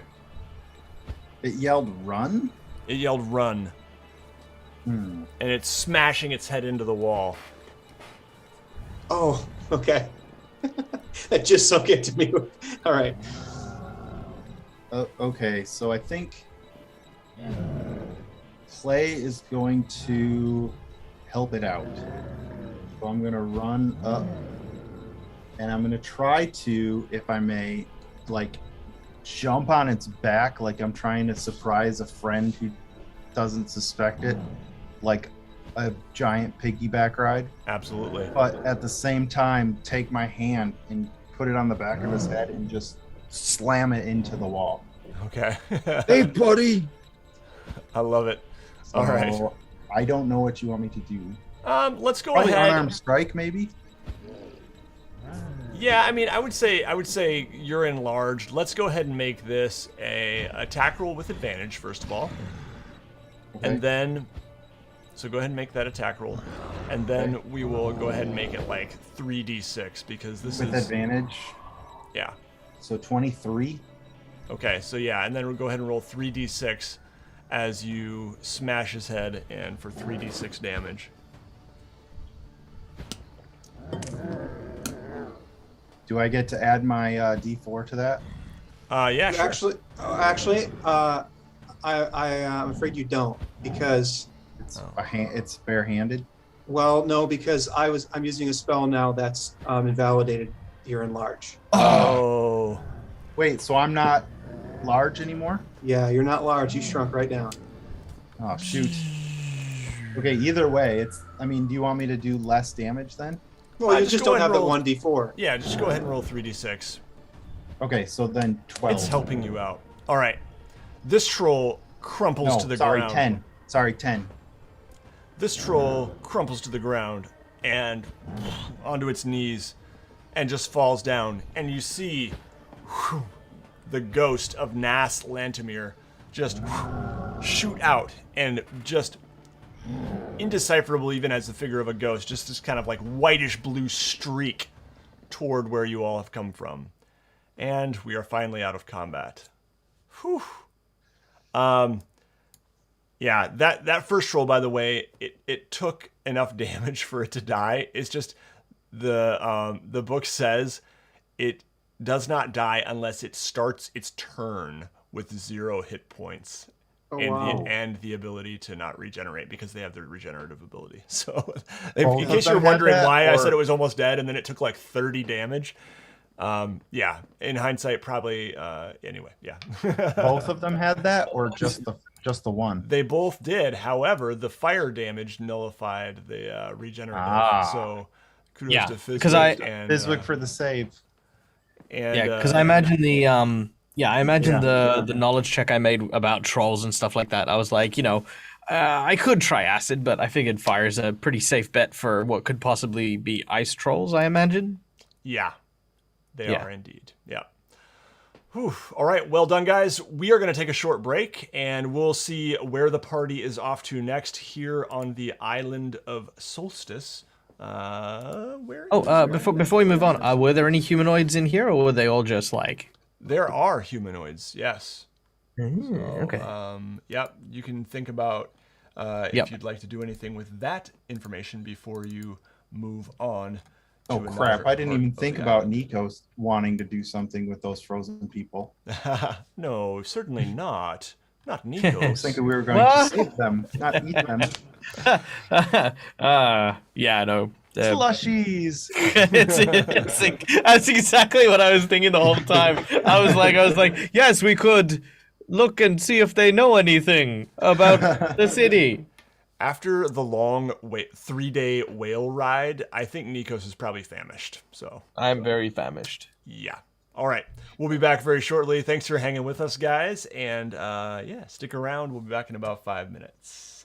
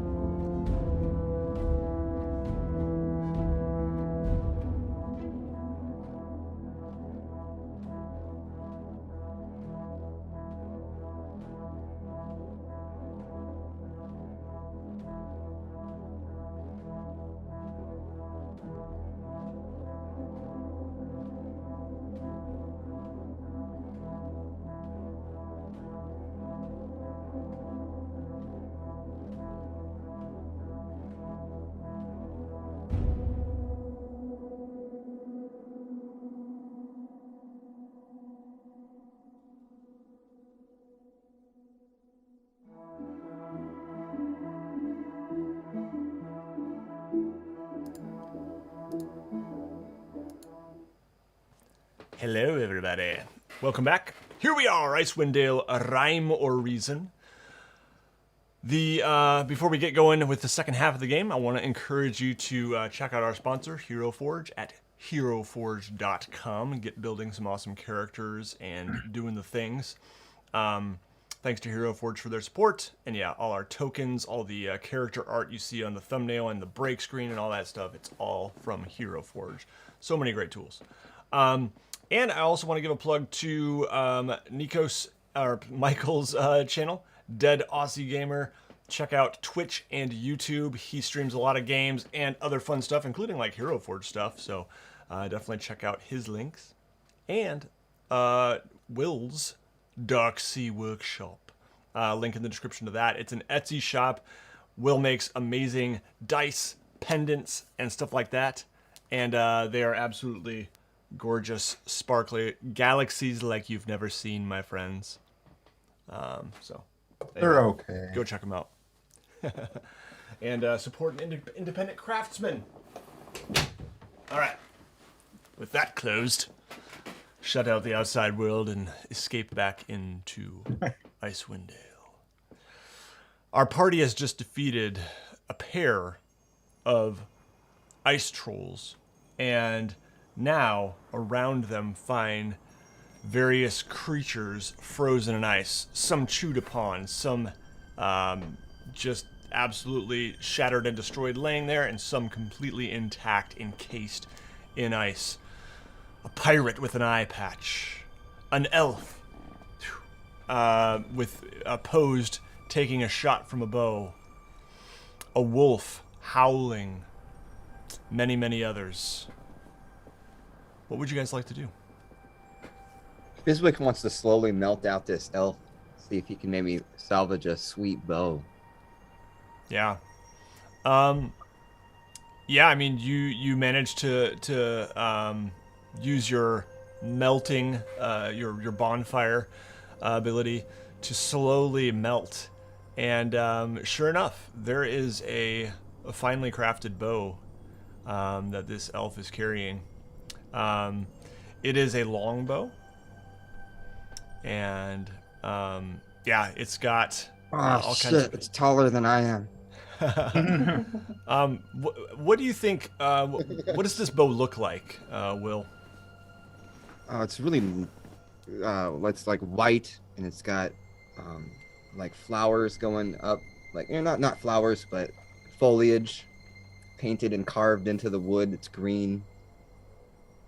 Yeah, beautiful. And the elf Ivory.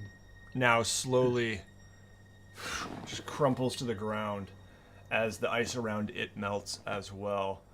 Limp, laying there, gray-faced, absolutely no color. Fizwick grabs the bow and kind of like drags it over to Clay to see if he might build a... I'm assuming that because the bow is like, this thing's got to be 6 feet Need me to carry tall. this for you? I don't know. I don't know, man. Looks like maybe you can use it. The string is in rough shape, but the rest of it is in pretty decent shape. Thanks for the offer, but bows really aren't my thing. Maybe you can have it modified in town or something. So Fizwick just like, I guess he drags it behind him. Wherever we go, there's a single line carved. We're gonna use it to cover our tracks. Anything else You you said guys there's like? animals.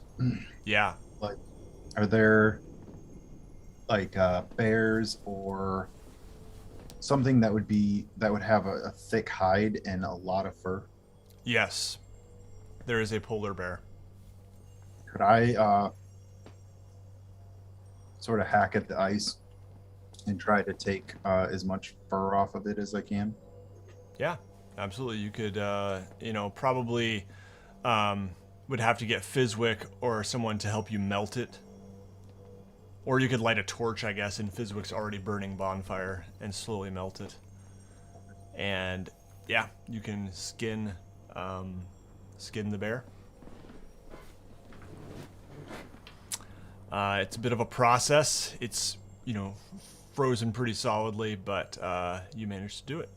Yeah. And I use one of my super sharpened axes to do it. Just one. I'm just kind of like slowly peeling the skin back.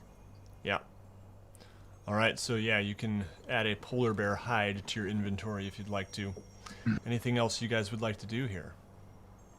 I would like to tap some ice troll tusks out of their sockets with my my hammer. Okay. Yeah. And while in doing so, I address the party and I say, I got a bit caught up in the action there, but actually, we've got Velin back again. That last troll was actually Nass's ghost. Yeah, in Velin you see on her knees in the ice, holding her head, just... I can't say we're the best of friends, but letting this stranger ghost possess you seemed beyond the bounds of rightness to me. And besides, she failed her Testis guide. That bitch. Gonna get her. That was an honorable thing to do, Grukfar. Thank you, Grukfar. I do appreciate welcome. it. And she kind of gets up, shakes cobwebs out. I'll feel better shortly, I'm sure. Did the ferret just like take off and run? Yeah, it's no longer here. It did follow you here, but it seems to have left when the ghost left. Nikos, while everyone is distracted, will basically go shopping. He'll look for some choice people. Specifically, I want to also passively like reach out with my telepathy to see if any of them still have any semblance of brain activity. No, they're all dead, but you know, some were frozen very soon after death, or froze to death and then were further encased in ice. Yeah, I want to go for like more or less the ones who are snap frozen, and then what I'm gonna do is Nikos pulls out a knife from his hip, and he'll cut around the skull and make an incision to kind of lift off the skull cap. Seeing the frozen brains, he's gonna kind of start chopping them up into into a slurry basically, and then basically devour about 3 or 4 of them instantly, like right now, and then if I can try to just sort of cut several strips for later that are just frozen, put them in kind of a salt bag. Brain jerky. Mm-hmm. I like it. Yeah. Okay. You Nikos is said finally getting some nourishment. You said there was a dwarf that the first guy smashed into, and he had a pretty nice looking axe. Yeah, it's just it's a two-handed axe. Is there anything? Can we tell if there's anything special about it? No, I mean it doesn't appear to be magical or anything, or you know, of any special. Yeah, it's a nice, finely crafted dwarven axe. It has some dwarven runes carved on it, and on the handle, it's actually like a ram that is kind of upside down, you know, with the ram horns on the bottom, basically. Huh. Cool. Nikos will also, once he's, you know, had a good feed, he's going to make his way over to Velin. Does she still have the orb by any chance? Yes, she does. She has the Professor Orb.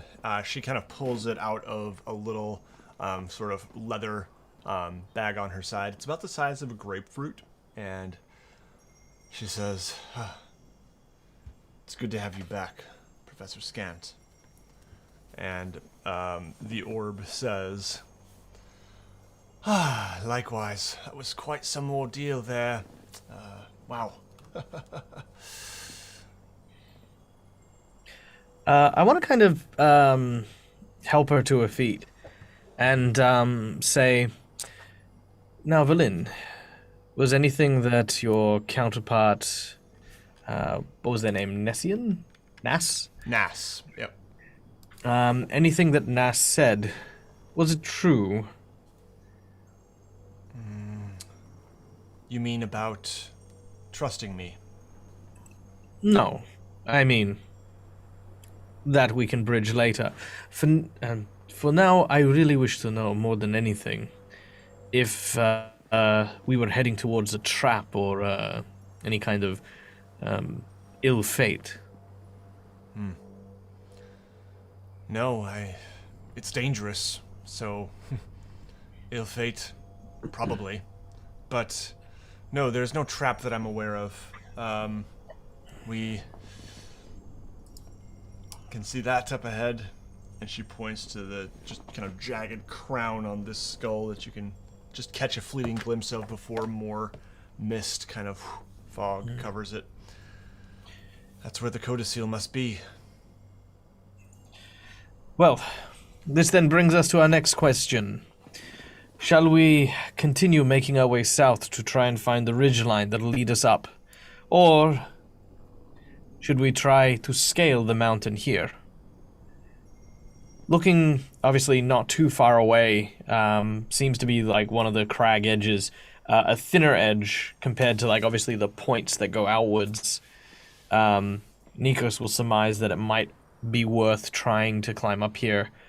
As obviously, you know, we will have environmental dangers to deal with as opposed to predatory trolls and hags and marrows and what else might be lurking a little bit further up ahead.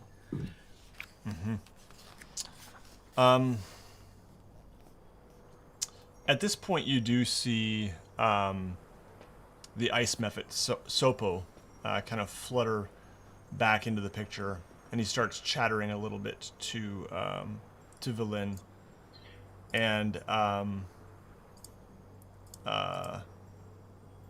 Valin says he tried to warn me about the trolls, but I was unable to comprehend or to respond or warn you all at the time. Anyway, he says you could try to scale the mountain here, but it will be a harder path, to be sure. The southern slope has a trail and stairs, a staircase, a very long staircase, which lead up to Grimscalla, he calls it. And she kind of looks at him, Grimscalla, and the ice method says, Grimscalla, Grimscalla. Can Fizwick do an insight check on the information that's been translated to her?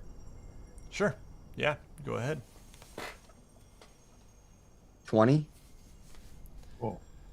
Yeah, I mean, you get the sense that Valin is, truthfully translating it.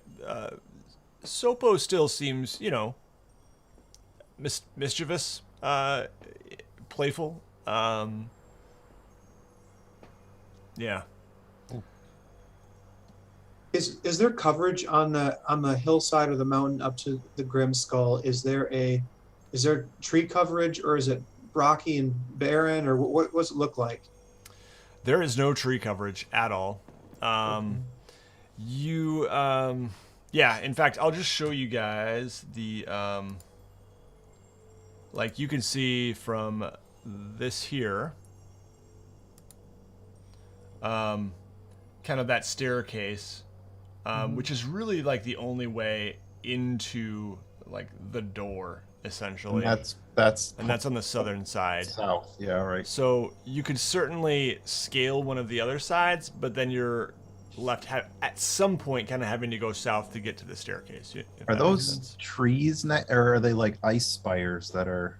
Those, I think, are just rocky ice spires. I don't. Well, that you bring up a good question. Maybe it's up to our artistic interpretation. Yeah, I'm trying to see if there's. I think there's another picture here somewhere too, actually.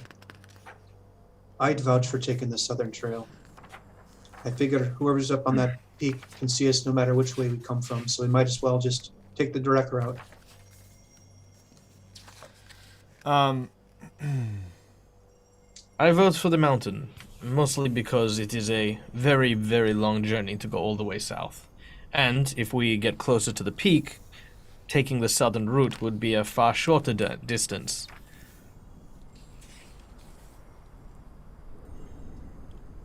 Very I well don't know. I timed. feel like I could use the walk.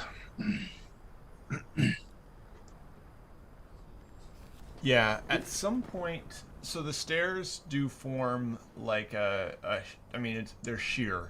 You can't climb the stairs The sides, you mean? without like a grappling hook or something like that, probably. The actual fortress of Grimscalla, like, yeah, you could try to scale it from the side. I mean, it is made of stone, and there are cracks in the stone and such. Fizwick has a grappling hook. Okay. Yeah. Yeah, so what Nikos is proposing isn't so much that we go draw a straight line to the skull, but that we get towards like closer to the peak, and then it's like only like just a much shorter veering. Walk around to the south once we're up higher, you mean? Yeah, correct. Okay, let's do that. I will also show you this other picture, which kind of gives you an idea of the terrain, if I can find it here. Yeah, sorry. Give me a Where are moment. these pictures stored? So It's like a D&D PowerPoint Beyond, I've presentation got- or what? oh yeah, this right here is actually my Google Slides is what I use for most of my images, and then I Okay. can just paste stuff in. So right now I am looking for a picture that I can paste in, and I'm not finding it. Oh, you know what? I can show you on Owlbear Rodeo. Give me a moment here, because yeah, this might affect your decision too. Is anyone feeling the need for a rest before we proceed, or is everyone pretty Why comfortable? do the living disturb? Whoop, sorry. I don't know. That Come was back, creepy. I'll think of an answer. Slightly. All right, here we go. Sorry guys, I was taking a minute there to. Fizwick's tuckered out. He could use a rest. Have you taken damage or? I mean, No, a short rest probably would. I just have an ability that I like using that's adds 7 damage. Oh, okay. It's nice to. So this kind of gives Oh. you a sense for the terrain too. So it's definitely all ice and nastiness. Let's just Okay. try and go as straight as we can until we can hit that trail. And if there's too much, impediment in our way, we can go around the long way. Yeah. Plus, Nikos can shape the snow and the ice to make the path clearer as we go. Okay. All right. So you guys are taking the western route up the slope, and Fizwick lights a torch, and with his control flames ability, he makes it super bright. All right. All right. So first step, as you're passing, you do see to the north some more of those sort of large figures that you had seen before. You see from a somewhat elevated point that there are some like icy trees appear to be among the shapes there. And yeah, you can see the glint of snow and ice kind of off of these trees, the glow of the aurora, and almost looks like this. Now you're seeing this from a distance, so you can't see very distinct shapes, but that is something akin to what you see. This looks like nature was frozen in place. Yeah. Yep. And as you head further up the slope, I'd like you guys to go ahead and make a survival check for me. 19. All right. Oof. 17. And that is a 14. All right. Yeah, the first leg of the journey up the slope goes pretty uneventfully, pretty well overall. It's definitely icy terrain. You guys still have some of your climbing gear from your ascent of Kelvin's Cairn, and yeah, it's it's not a high mountain, but it is quite rugged as you get closer to the top. So, I'm going to have you guys go ahead and make one more survival check for me.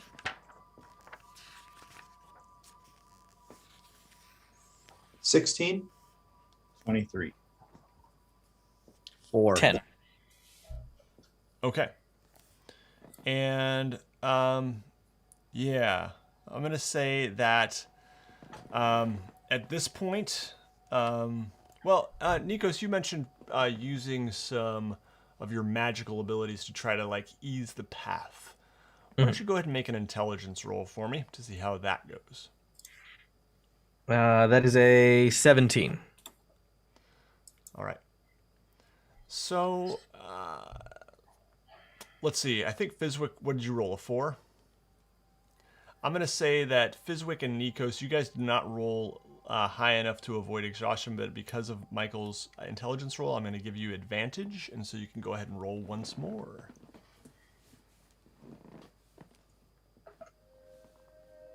Eight. Oh man, guys, my ass is worn out. Well, look, I doubled it. I mean, Thanks, man. Michael, what about you? I got 10, and if I roll again, I get a 12 this time. Okay. Fizwick, you suffer 1 level of exhaustion, which means that you have disadvantage on. I think it's all saving throws and ability checks. And is that attacks too? I don't remember. I don't think so. I think that's the next one, right? Disadvantage on ability checks. Yeah. So, and not saving throws, just ability checks. Okay. Grukvar, I'm gonna walk up next to Grukvar, sort of inconspicuously, and as I do, I sort of stumble and put my hand on his shoulder and say, "There isn't anything you can do for a little healing, is there?" Well, yeah, I suppose I could. I wouldn't normally ask, but You know what? I might embarrass you a bit, but I say we bring everyone on this who might need it. And I turn around and I say, anybody else need some healing? Only if it's special. Oh yeah, it's very special. And I will cast I think there's a song about I it. got that feeling. a certain kind of healing.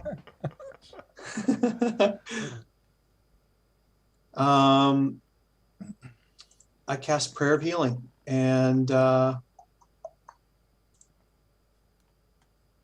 anybody who needs it can take 13 points of healing.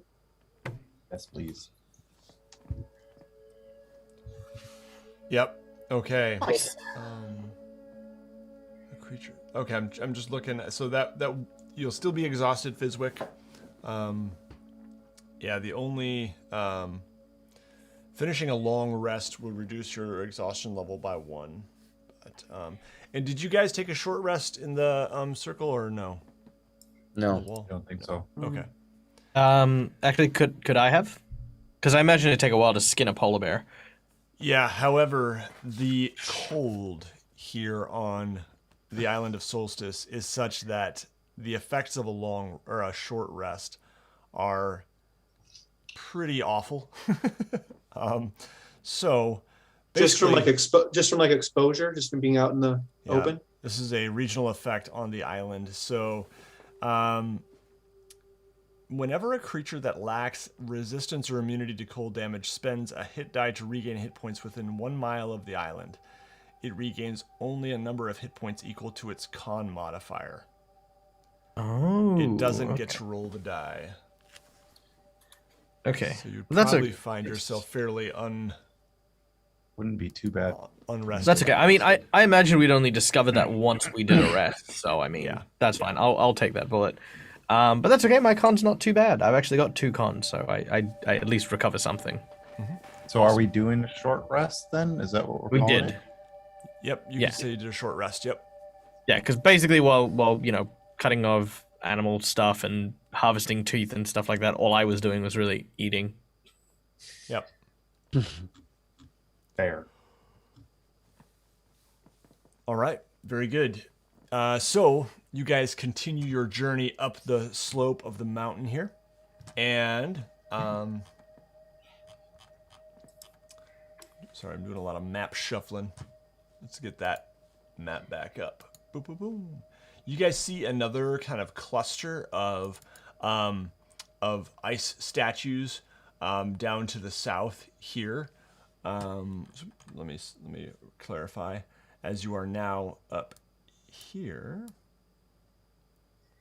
you see another cluster of what appear to be ice sculptures or some kind of garden right here.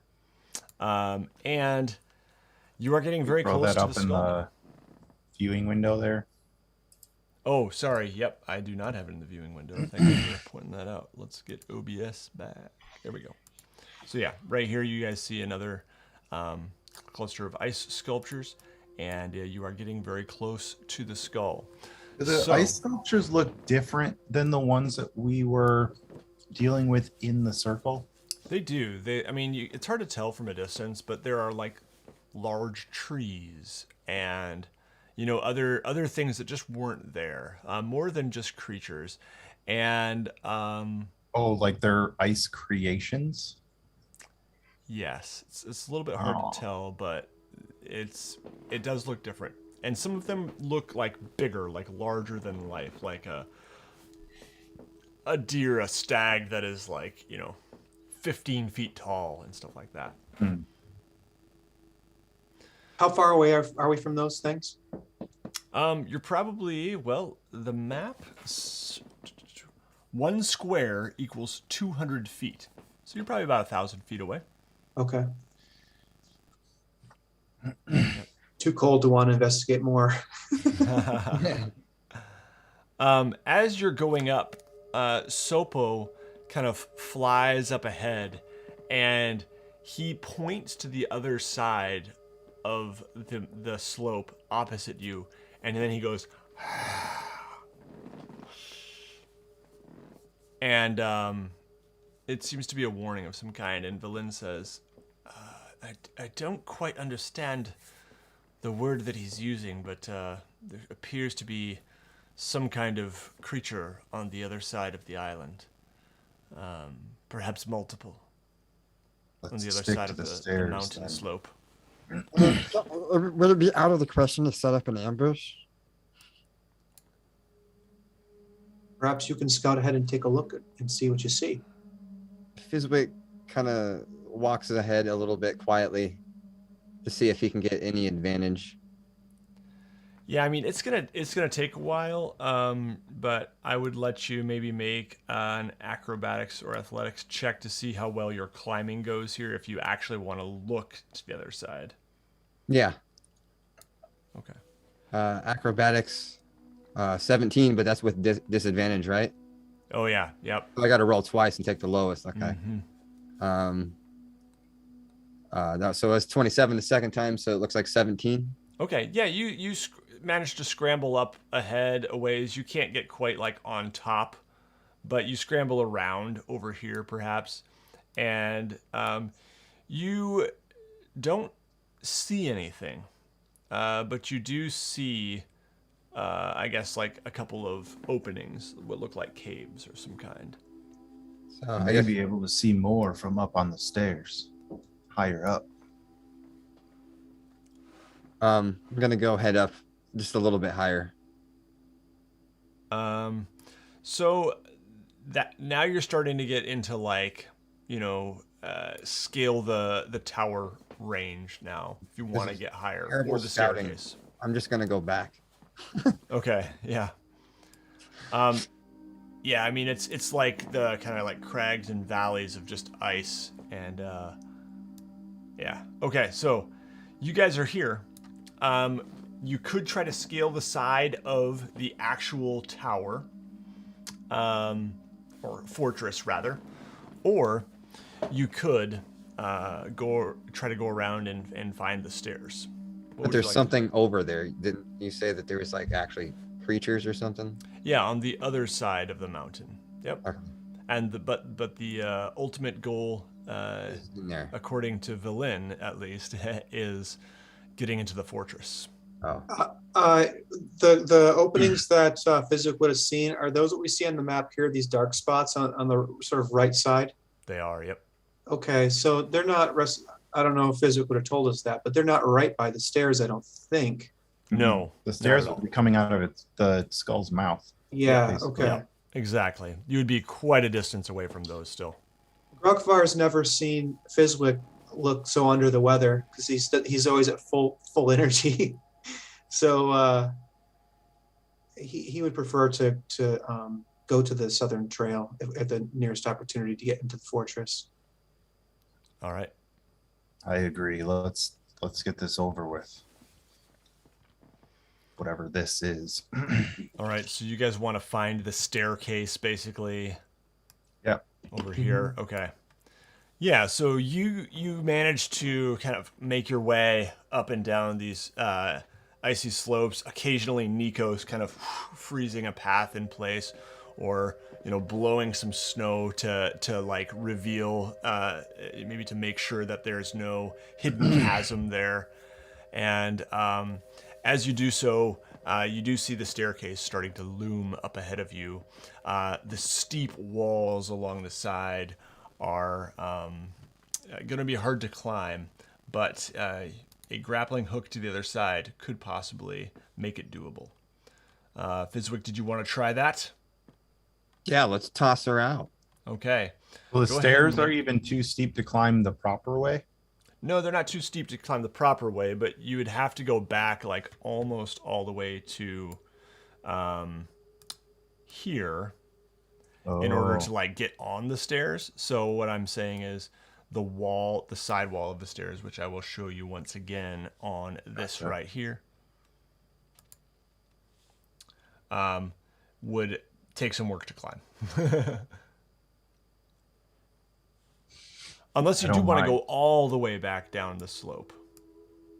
But yeah, Fizwick had mentioned the possibility of trying a grappling hook throw. You guys up for it? Otherwise, like how far back would we have to go before like that grappling hook throw became more of like a helping hand instead of an actual wall side climb? Yeah, I would say probably right to about, I would say probably 2, 4, 6, about 600 feet back here. I mean, 600 feet's not that long of a walk. He kind of hands it to Clay because he just knows that he could probably launch it up there. All right, so you guys want to walk further? What's the consensus? I don't I'll know, give I'm climbing holding- it one try. Okay. I'm holding it now, Fizwick. Is that what you? Yeah, you checking it, man. Oh, boy. You Captain Strong Guy. Go ahead and make a strength check, Clay. Good aimer. Before he does, can I cast guidance, a cantrip, to allow him to add a D4 to that? Absolutely. Okay. Okay. So be careful with it. 22. Okay. Yeah, you launch this thing and you do make it over. Giving it a yank, you kind of feel it rattling around a little bit and moving the rope a little bit further down the This stairs. section of the stairs falls over and we're screwed. Falls on you.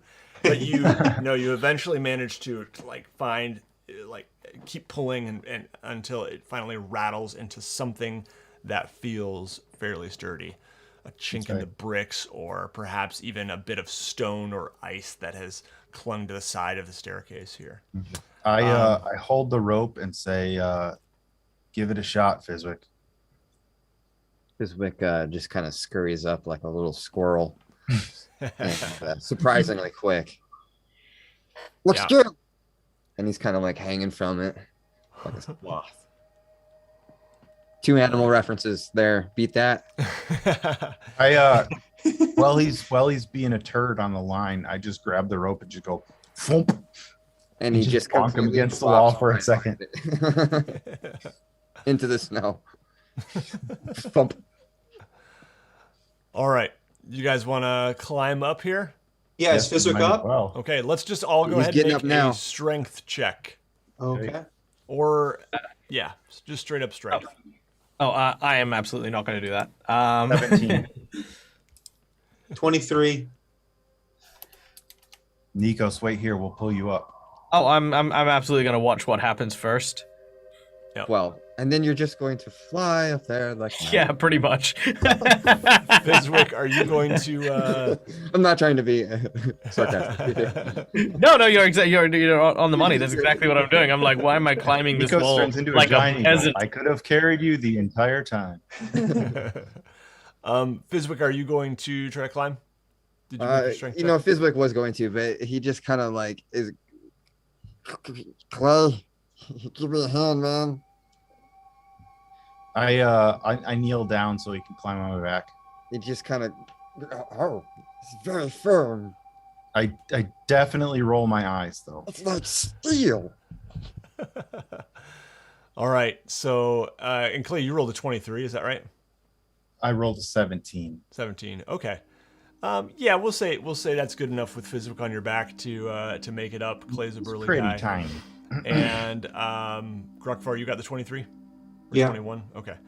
Yep, you make it up, and you are on the staircase now. Exactly where you see, well, this right here. You guys are right there in that spot. Nikos? Okay, so Nikos is going to use one of my new spells. I'm going to burn all 6 of my remaining sorcery points because I don't use them. And I'm going Automatic to climb. I'm going to summon an aberrant spirit. So as I reach into the ground, this like runic circle of like dark magic begins to form what looks to be a large orb with a giant eye set into the center of it. Large tendrils emerging from outside of the orb, each ending in a brilliant-looking eye stalk. As this creature with one giant gaping maw rises out of the snow, Nikos is going to get on top of it, and it begins to hover and float up into the air. Awesome. Yep, so you This is not the weirdest thing I've done today. float on up there, and just gently your feet. You're not gonna just keep going right up. Oh to no, I'm the gonna door? keep floating on it. This thing lasts like an hour. I'm gonna hang. Yeah, absolutely. We're all So- like, he's like sitting on there just munching on some brain jerky. Yeah. I give some to the spirit. The climb up to the top of Grimscalla here goes uneventfully. The wind kind of whips at you. The aurora shines beautifully overhead, and the cold is getting even more intense as you climb closer and closer to this old abandoned frost giant, well, repatriated, maybe a frost giant fortress. Rising before you, 600 feet of glacial ice. I'm sorry, that's the mountain. The mountain's, yeah. Mountain, in quotes. 600 feet. Resemble a gigantic skull Mountain. wearing a crown. Weaving up the stairs, ice clings to them, and yeah, they were clearly made for giants, as you all have to take just pretty enormous steps each way here, except for Nikos, who floats gracefully. It's kind of, do you remember the 90s? There was those little bouncy balls that you like grabbed onto, and then you kind of like hopped around everywhere. Yeah. That's kind of how Nikos is like riding this thing. You know, it's like I've got its antenna. I'm just kind of sitting on top of it. The pogo ball. Yeah. As we get closer, can we tell the skull on the outside, is that just entirely made out of ice? And like, is there any significance to like the nose or the eye cavities? Like, are they windows or entry points of any kind? No, they don't appear to be windows at all. It's really kind of a facade on the outside of this stone fortress. All made of ice? Correct, yep. The skulls of ice, the fortress of stone. Yeah, the fortress of stone, yep. Right. The steps end in front of a double door made from slabs of ice with dragon skulls and bones embedded in them. Ooh. Carved into the lintel is what is a lintel? It's like the overhead beam, I think, isn't it? Yeah, the part above the door. Okay. Is a single word in Dwarvish script. Friend. I can read that. Belloc. Nice. I love it. It says, Grukvar, Grimscalla. Oh. Okay. For some reason, I thought it said Grokvar. I was like, what? My God! What a twist! Welcome home, Grukvar. Definitely not. And a it turns word out that we've seen he's before. Sopo's master. And actually, the Giants use, you would probably know that the Giants use Dwarvish script for their written language, but the language itself is different. So it's really just Dwarvish script. But, yeah. Fizwick, can you melt us in? So at this point, I'm going to switch maps, guys. And let's The see. doors are made of ice and there's just stuff embedded in them, like bones and stuff. The doors are, made from slabs of ice with dragon skulls and bones embedded in them. Okay. And Have you tried opening it? That's no fun. all right, I changed the map over on Owlbear Rodeo. You guys can see the entrance here. Yeah. Oh, I'm sorry. The viewers need to see that too, so let's switch that up. There we go. Can I have an eye token for my beholder? Sure. Yeah, there he is. There's my cute little boy. I'm gonna call him Mr. Pickle. All right, so you guys find We call you yourself Pip, then? at the entry here. What would you like to do? I'll float over. Any sounds coming from behind the door? Any noticeable sounds? No noticeable sounds. No. Well, actually, go ahead and make a perception check. Anyone who would like to can. Oof. 8. 7. I win. It's like golf, right? 20. I would like to cast clairvoyance. Okay. How does that work? It creates an invisible sensor in either a location familiar to me or an obvious location that's unfamiliar to me, like behind a door.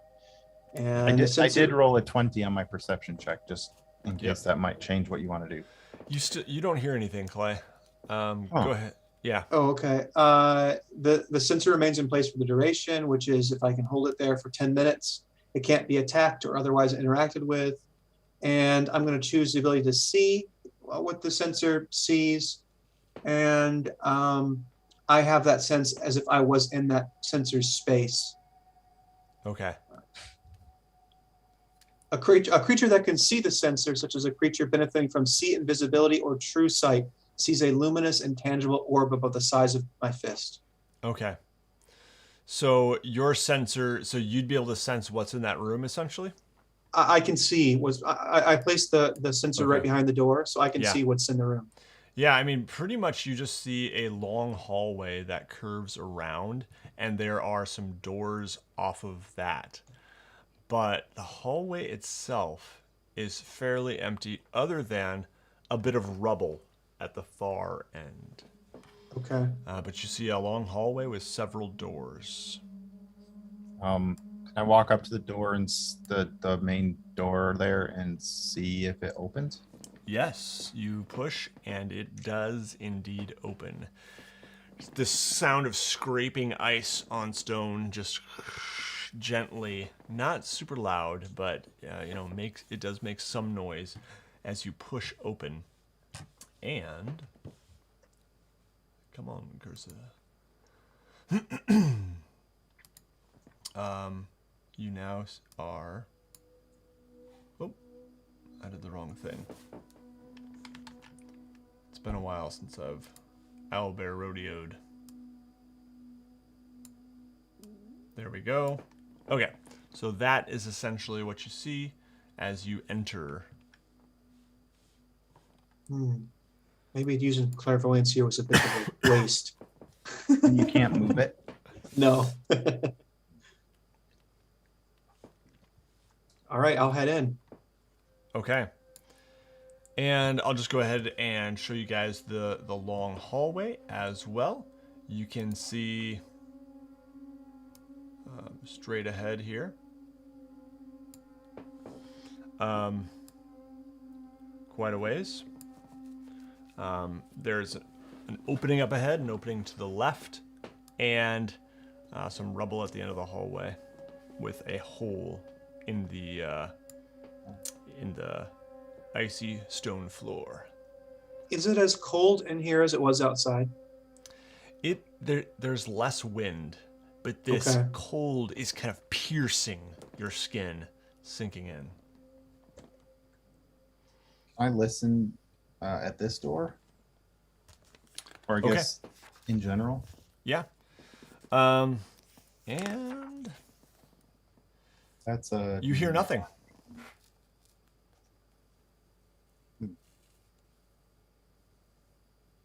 place is quiet. And it's overall quiet in this place now that we're in here. Yeah. I'm going to walk to the end of this hallway here and peek around the edge of this. Like, there's Oh, no well. like torches on the walls or anything like that that would give light. No, it is quite dark. So if you don't have dark vision, you're going to be struggling to see. But there are huge torch butts, Sconces? basically. Sconces. used torches on the ground Well, that used- look like burned up and used. And there are sconces on the walls that are now empty. Is there any braziers in here? There are not. They're huge though.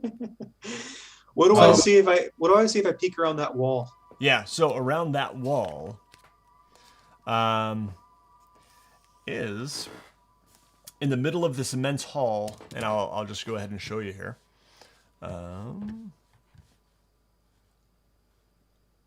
like that frost texture on the floor. It's a nice touch. I don't have any furniture on the map, but there is furniture here. So in the middle of this immense hall stands a 30-foot long, 10-foot wide, 10-foot high dining table carved from ice and surrounded by a dozen blocks of ice that once served as chairs. Wooden braces against the west wall hold a pair of 14-foot long bugles made from hollowed-out mammoth tusks. An ascending staircase of ice in the southwest corner has mist rolling down it.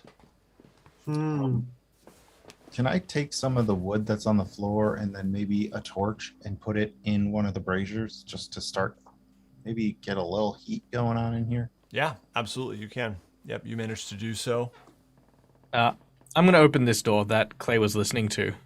Okay. Watching as Clay sort of goes up to the door and listens to it and then just walks off, Nikos kind of rolls his eyes back and then just walks up to the door. Just, I swear these... If I didn't know better, they were trying to kill me using the assassination tool of waiting till I died of old age. This long rectangular room is strewn with pieces of rotting wood and rusting metal, the remnants of giant-sized weapons and weapon racks. A rusted-out helmet sized for a giant lies near the back wall. Pretty much everything in this room is in pretty bad shape, but it looks like it was a guard room or a storage or something. Looking at the helmet's size, how big would the creature need to be in D&D scales to wear that helmet? Like large, huge, Well, let's check the frost giant here. Huge. Damn. I'll let everyone know. Just in case you are wondering, this place was probably housed by frost giants. Generally speaking, if they are being so quiet that we cannot hear them, they're probably not here. Somebody lift me up so I can give that horn a blow. Thanks for looking in the closet, Nikos. Go ahead and make a Thanks for not. perception check, Nikos and Fizwick. All right.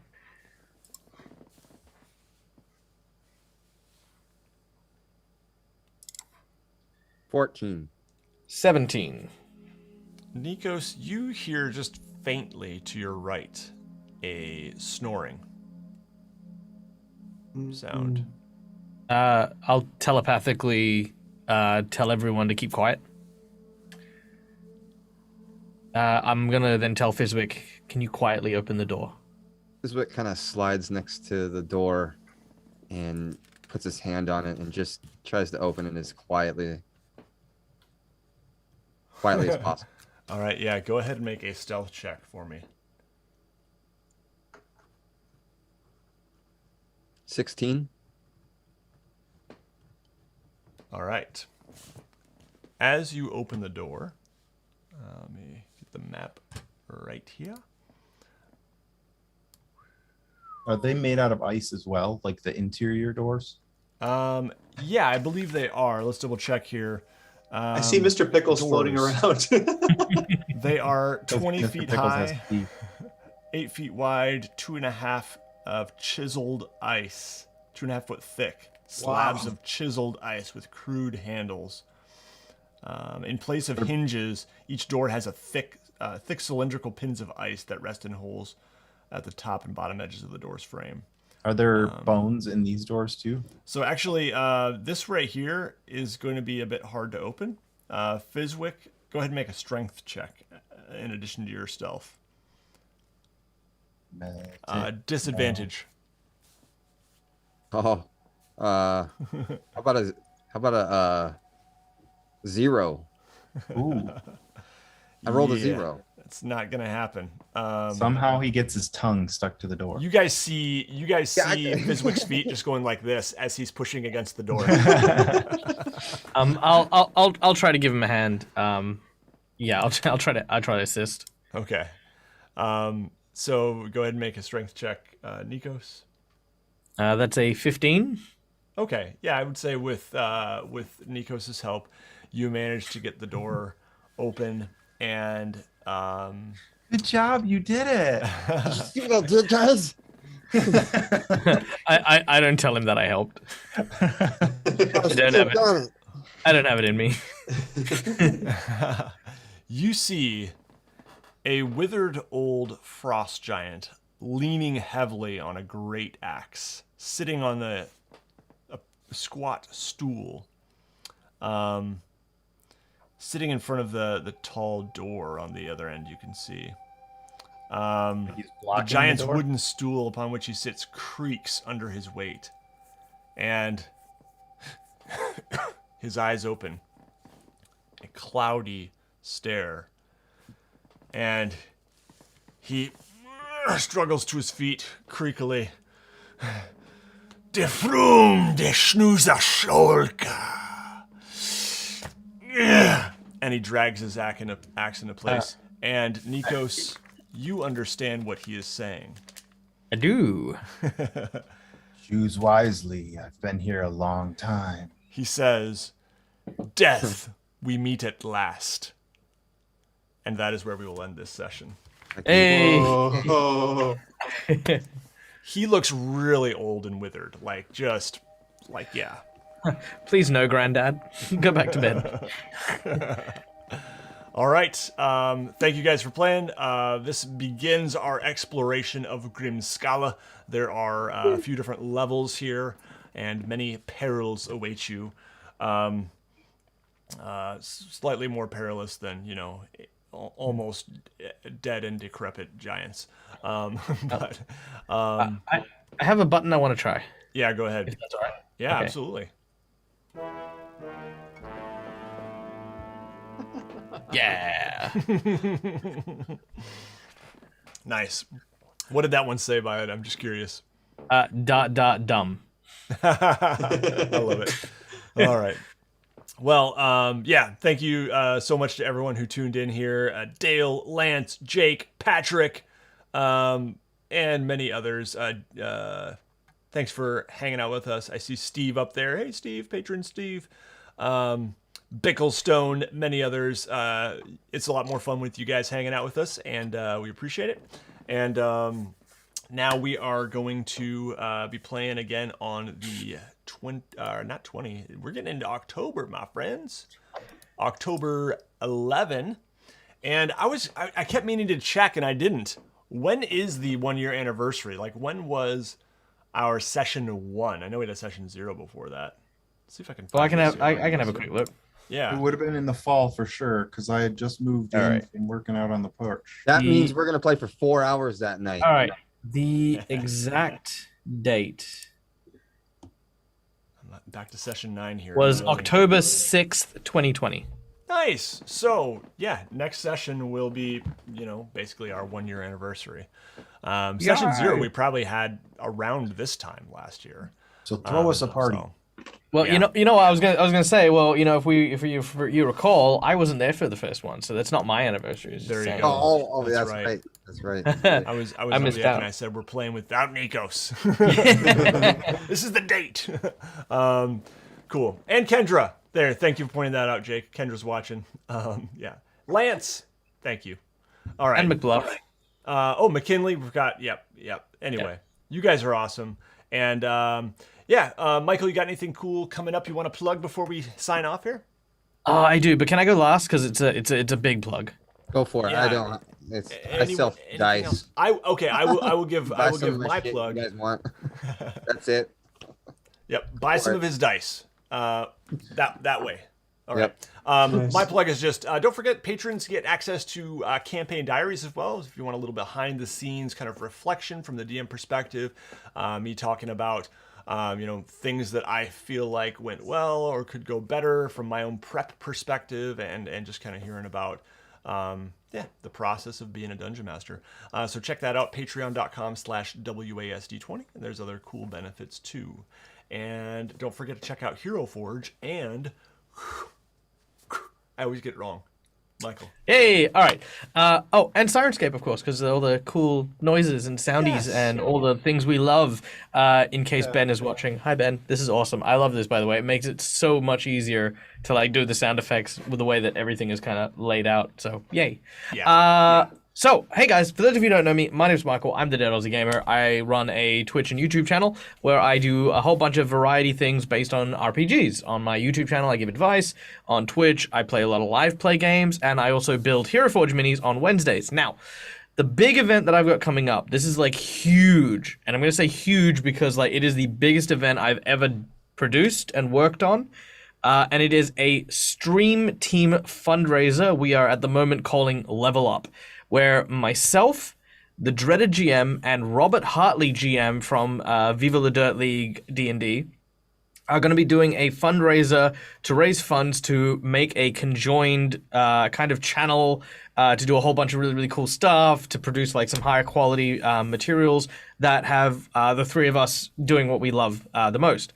Now, in order to do this fundraiser, we are having a massive 8-hour charity event or fundraiser event on the 10th of October for us in Australia and the 9th of October for you fine folks in the US and the UK. And we have some massive, massive things lined up. First of all, we are starting our show with Fool's Gold, a D&D 5th edition adventure run by Felix from the Dingo Doodle channel, a wonderful animator and a production of just incredible role-playing stuff. Both Felix and the player who plays Gothy from the series will be joining us. This is actually Gothy's debut into live play, so that's going to be very exciting. In addition, there'll be obviously myself, Robert, and Dredd. And we will also be joined by Ginny D from the Ginny D channel and Quincy from Quincy's Tavern for that very, very first show. We're then going to be taking an intermission break where our friends over at D20 Deathmatch are going to be running a 2v2 deathmatch with some of our streamer friends, which are Carney Sideshow, Tales of Pesh. We are also doing the Fourth Culture. Ramji is going to be joining us from the Fourth Culture, and Thomas from the Forgeling, who also plays the Bard in the One for All series. So they're going to be meeting up with Becca, with Ex-Caustic Phoenix and Mudcat to play literally a PvP battle arena type thing. And then to round us all off, we are going to be doing a showing of the Delver's Guide into Beast World, which will be run by AJ Winters from Winter's Tale and feature myself and Dread. In addition, Janet and Dimitri from World Anvil, and possibly Guy and Dom from Board Goblins and How to Be a Great GM. So, like I said, 8 hours of just jam-packed awesome people playing role-playing games and doing some cool stuff, all in the bid of doing some fundraising work. So yeah, save the date, come along. Like I said, it is one of the biggest things that I've worked on so far, and I cannot wait to kick that off. And yeah, that's like 2 weeks away. Yeah. Yeah, it's coming up. Super cool. Sounds awesome. Yeah, so make sure you go check out Michael's stuff. You can follow him on the social medias and stuff. I'm sure you'll be announcing. Oh yeah, and reminding. It'll all go out on the social medias. But the channel that you'll want to be on for that event is the Dreaded GM's channel at twitch.tv/DreadedGM. He's also a great follow because he is like one of the nicest people around. He does like a ton of like role-playing game streams as well as charity streams. Last month he raised $20,000 for Starlight Foundation, which is like for children's hospitals and stuff like that. So he's a wonderful person to support regardless. So yeah, go check out his channel and stuff. Yeah, yep. Cool guy. I've got a chance to play with him too, and yeah, super cool guy. So thanks for plugging that, Michael. And yeah, we hope to see everyone back here again in October. Mark your calendars 2 weeks from today, and definitely looking forward to wrapping up Grimscalla. So yeah, we'll see ya. Bye, everybody. Oh, now I have to find an off button. How do I do this? Awkward. Awkward. Ah.